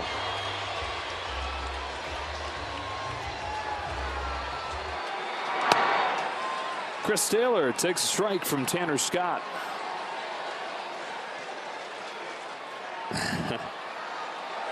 You can see how much his teammates enjoy him. A great shot. It really is. Pretty special to get a hug from Clayton Kershaw. That would be a photo you would want. I don't care who you are. Tanner Scott's somebody that contenders are going to have their eyes on, and with the Marlins saying they're open for business with the Luis Arraez trade, you figure they're probably getting calls on this guy, if not yet, then very soon. The sooner they make the deal, the more they'll get for him.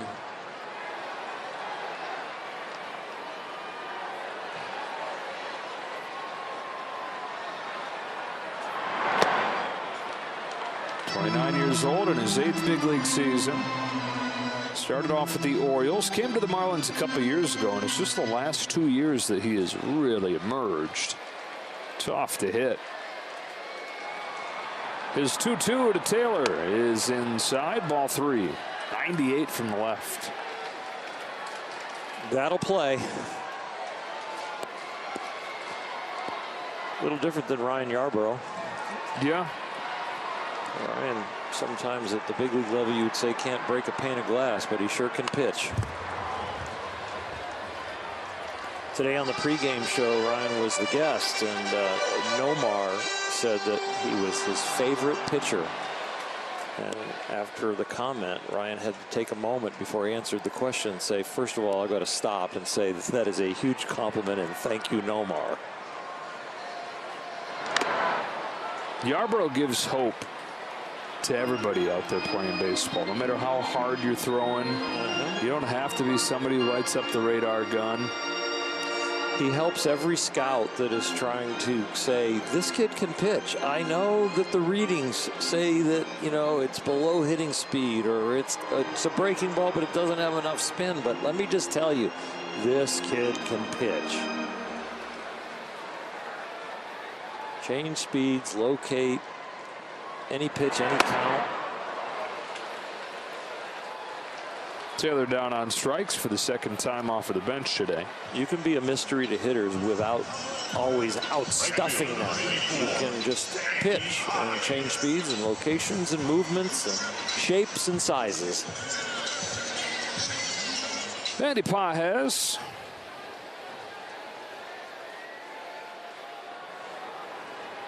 All baseball all the time. All business, this guy. Strike 1. He's 23 years old. He's one of the youngest guys on the team, but zero fun zone wherever he's going. When he smiles after something good happens, it's as if there are forces outside his body, like pulling at the corners of his mouth, forcing him to smile.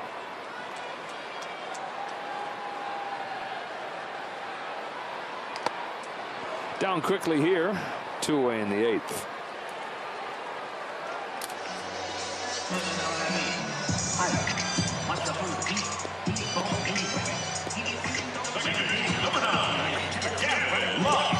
Really encouraging night for Lux, huh? The walk and a homer.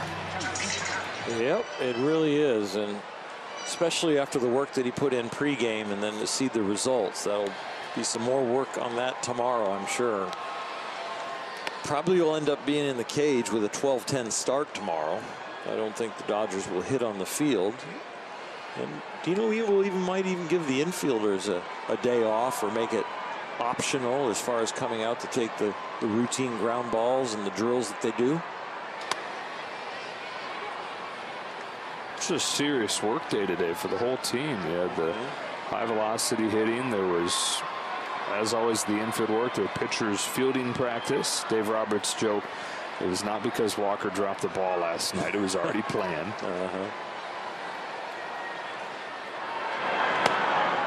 That's a tough ask for Gavin Lux. Go up there against the lefty Scott. And Scott winds up striking out the side. To the 9th inning we go.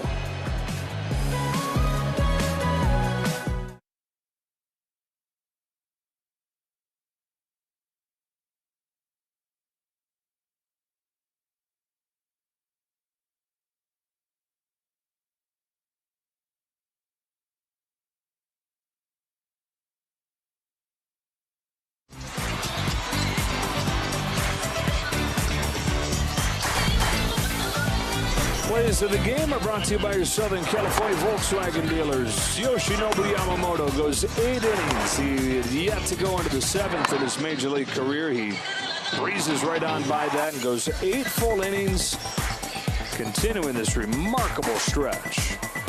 He filled the strike zone with 75% strikes. JP Fireeisen on for the 9th, and a first pitch swinging from Jake Berger for a strike. Yeah, for this game to be 9:15 in the night and looking at wrapping up with what those first couple innings from Edward Cabrera were like, You were so right. You said early, it's like you might put all the pitches together at the end of the game, and it's going to look like a pretty conventional ball-to-strike ratio. They balance each other out. Yep, Yamamoto filled it up, and the Marlins pitcher, after they got rid of the starter, did a pretty decent job throwing strikes.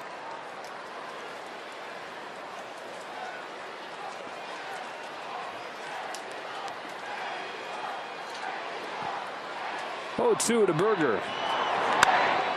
Whoa! What a stab by Muncy.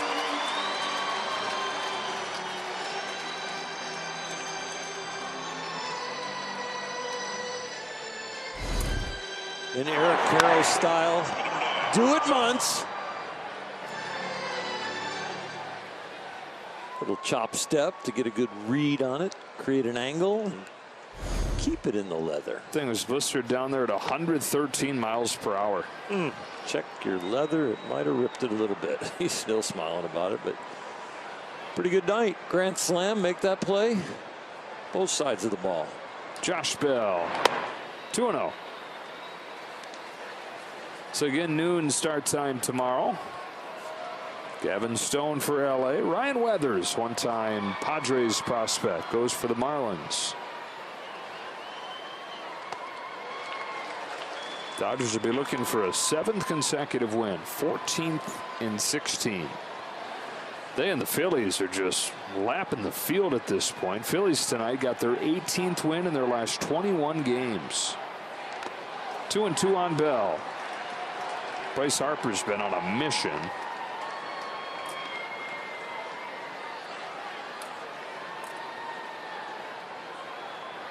Three home runs, 10 RBIs last 3 games for Harper.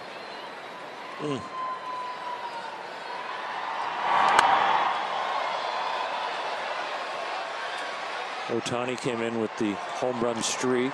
It's going to end 3 games in a row where he has hit a home run. Harper was right below him with 2 home runs in a row. Did you say he hit another one tonight? So he's now the longest active home run streak.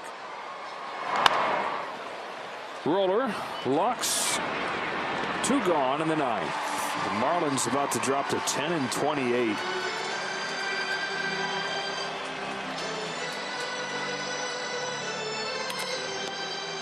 Coming to work, a totally different experience right now for the guys in blue compared to the guys in gray. Yeah. The guys in gray need to go play the White Sox. At least one of them would win. That's a base hit to right field for Jesus Sanchez. He's been a bright spot for him in this series. Back-to-back multi-hit games. Well, they're coming in, as you mentioned yesterday, playing some of their best baseball of the year. They'd won 4 of their last 6, but they had done that playing the Rockies and the A's. Now, the A's have been better than anybody thought they'd be. The Dodgers, though, they are not. The Dodgers have done a nice job not having this be a trap series. They're going to at least win this series. And got a chance for the sweep tomorrow early. So a quick turnaround where the Marlins have no time to wash away the pain of these 2 Dodger victories, and the Dodgers can maintain that momentum, get up early, have a good breakfast, and get back to winning. Did you bring your sleeping bag? No, I'm feeling good about this because this game didn't go till like 10 or 11 o'clock at night. So with the early start tomorrow, it's going to be nice to get home at 2:30. Yeah. 12-10 start. We might be home by 3 o'clock. Beat that afternoon traffic. Yeah, that's right. We're going to have rush hour coming to the park. Yeah. 1-2. Marlins down to their last strike. The Marlins must be going home with an East Coast team, and we're having a 12-10 start for them. So they're changing 3 time zones. So there's some baseball rules about that on getaway day for them. Yes, head home to, how about this, host the Phillies. Host the Phillies, oh. So they might need the 12-10 start. From one hot team to another. 1-2 pitch from J.P. Fireeisen is down and away. 2-2. From Ohtani and his band of brothers to Bryce Harper and his band of brothers.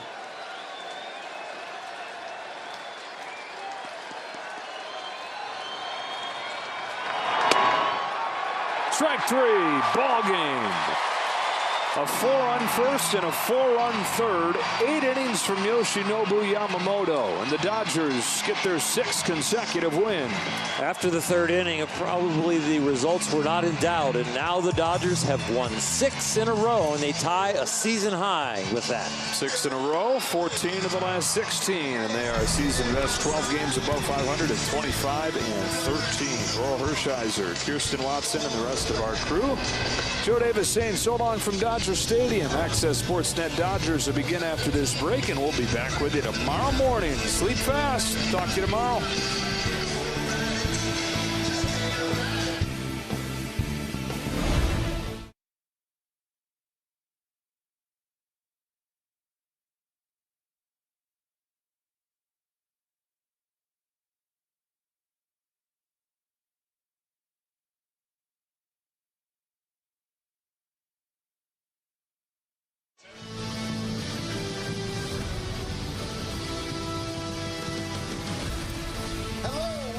To Access Sportsnet Dodgers. I'm John Hartung alongside Nomar Garciaparra, Adrian Gonzalez. The Dodgers win their 6th in a row. They've won 13 of their last 15 games. They only managed 5 hits in this game, but they end up with 8 runs. They get a grand slam from Max Muncy. Gavin Lux goes deep as well. And Adrian Yamamoto, his longest outing in the big leagues, goes 8 innings, picks up his first win at Dodger Stadium. Did an incredible job going 8 innings, throwing 95 pitches. He was so effective. He was throwing strikes. First 19 pitches were strikes that he threw. So, he was just attacking hitters, did amazing job. Best outing so far. It was amazing how he was just getting ahead of hitters, too. He knew this was an aggressive team, so he made quality pitches right from the get-go. The very first one, getting strike 1 on most of these batters throughout the course of this game. He looked outstanding. The offense, the big home runs there, the timely hits, that was huge. Just a good win. Talked about it being a must-win, right? Win the series. Must-win today. Now right. We can go get greedy for tomorrow. They did exactly that. Dodgers have clinched their 5th consecutive series win. Gavin Lux going deep tonight for the first time in about 21 months. Right now he's standing by at the stadium with Kirsten Watson. Gavin, today you hit your first home run since August of 2022. So first, how good did it feel to get that swing today? Yeah, it felt really good. Felt like it's been 2 years. Just to get a good pitch to hit in that situation. Just trying to get the ball in the air with a guy on third, less than 2 outs, and it felt really good though. I know you've been doing a lot of work in the cage. So what did you see there in that at bat to get those results? Yeah, just with less than 2 outs and a guy on third, you're just trying to get the ball in the air to cash in that run, and just trying to be a good situational hitter. So just move the ball forward in the air, and just got a good pitch to hit and got it pretty good. But the goal is just to get a ball in the air. Today, Max Muncy really set the tone with that grand slam. How did you see the offense just feed off of him today? Yeah, I don't know how many walks we had, but it felt like we had a good amount of walks. Everyone didn't have that many hits, but good at bats. Guys hit the ball hard.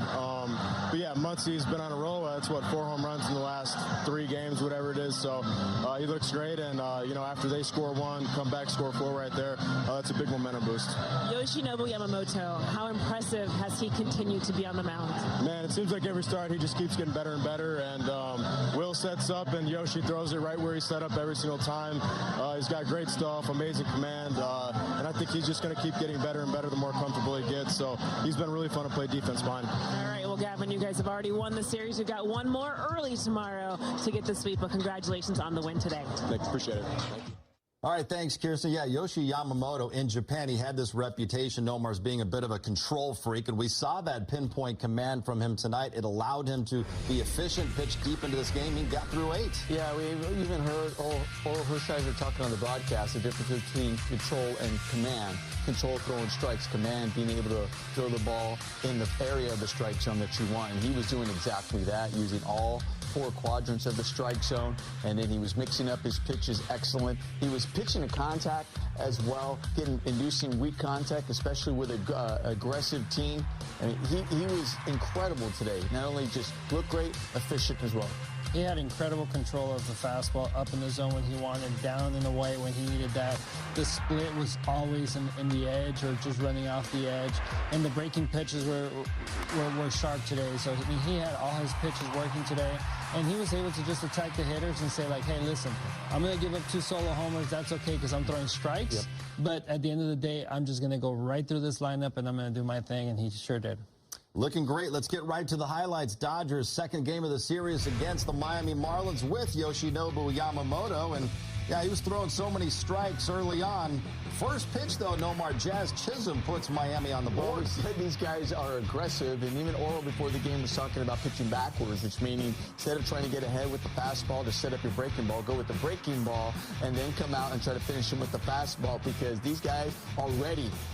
Right when they step in the batter's box, Chisholm was not wasting any time. Big swing. Couple batters later, Jake Berger strikes out on that split. That was a really good split down the zone. I'm sure he set him up with the fastballs there, and that split, just the bottom dropped out of it. Looked like a strike out of the hand. Ball hits the dirt that had so much movement. With 2 down, Jesus Sanchez grounds one to Gavin Lux to end the first. So the Dodgers, for the second straight night, they're behind after the top of the first, but they're going to be leading after the bottom of the first. Will Smith walks, and the bases are loaded on a walk, a hit batter, and another walk. And Adrian sets the stage for Max Muncy coming off that 3-homer game a couple days ago. And he goes oppo for this one. Opposite field, homer and the sinker away. He's able to stay on it, stay through it, and barrel it the other way. Oppo taco on Tuesday, taco night, taco Tuesday. He sure delivered right there. It's just a great swing, really staying on that ball on the outer half. And then look how happy the fan is after he catches this ball. Yes, yeah, you caught a grand slam. Max Muncy's 6th career grand slam. 4-1 Dodgers, top of the third. Yamamoto facing Christian Bethancourt. This is part of a 1-2-3 inning. It's a great fastball up in the zone with 2 strikes. Bethancourt can't hold up. Bottom of the third, 1 on after Will Smith was hit by a pitch, and it's Muncy again. This one stays in the yard. Broken bats. It'll drop. I mean, 3-0, green light, especially the way he's been swinging. You're like, yes, go ahead. And he'll say, you know, barrels are overrated sometimes after you hit a home run the opposite way. Just love the dance. Second and third, nobody out at this point. After that double by Muncy. That bat goes down a hero. Teoscar Hernandez coming to the plate, or he would walk with the bases to load the bases for Andy Pages, who hits one to right field. Plenty deep enough to bring in Will Smith. Great job by Pages right here, getting the job done. Situational hitting, RBI, sac fly. Those do not go unnoticed in the clubhouse, in the dugout, and that was a great piece of hitting. Gavin Lux at the plate. Max Muncy's on third. Bethancourt tries to pick him off and throws it down the line. Thank you very much. You know, can't make mistakes against the Dodgers. You know they're going to capitalize on those. So it's 6-1 Dodgers. We take another look at Bethancourt's throw. That no chance. Muncy wasn't even far off the bat. No. I mean, this is just Marlins. Just I don't know what they're doing there.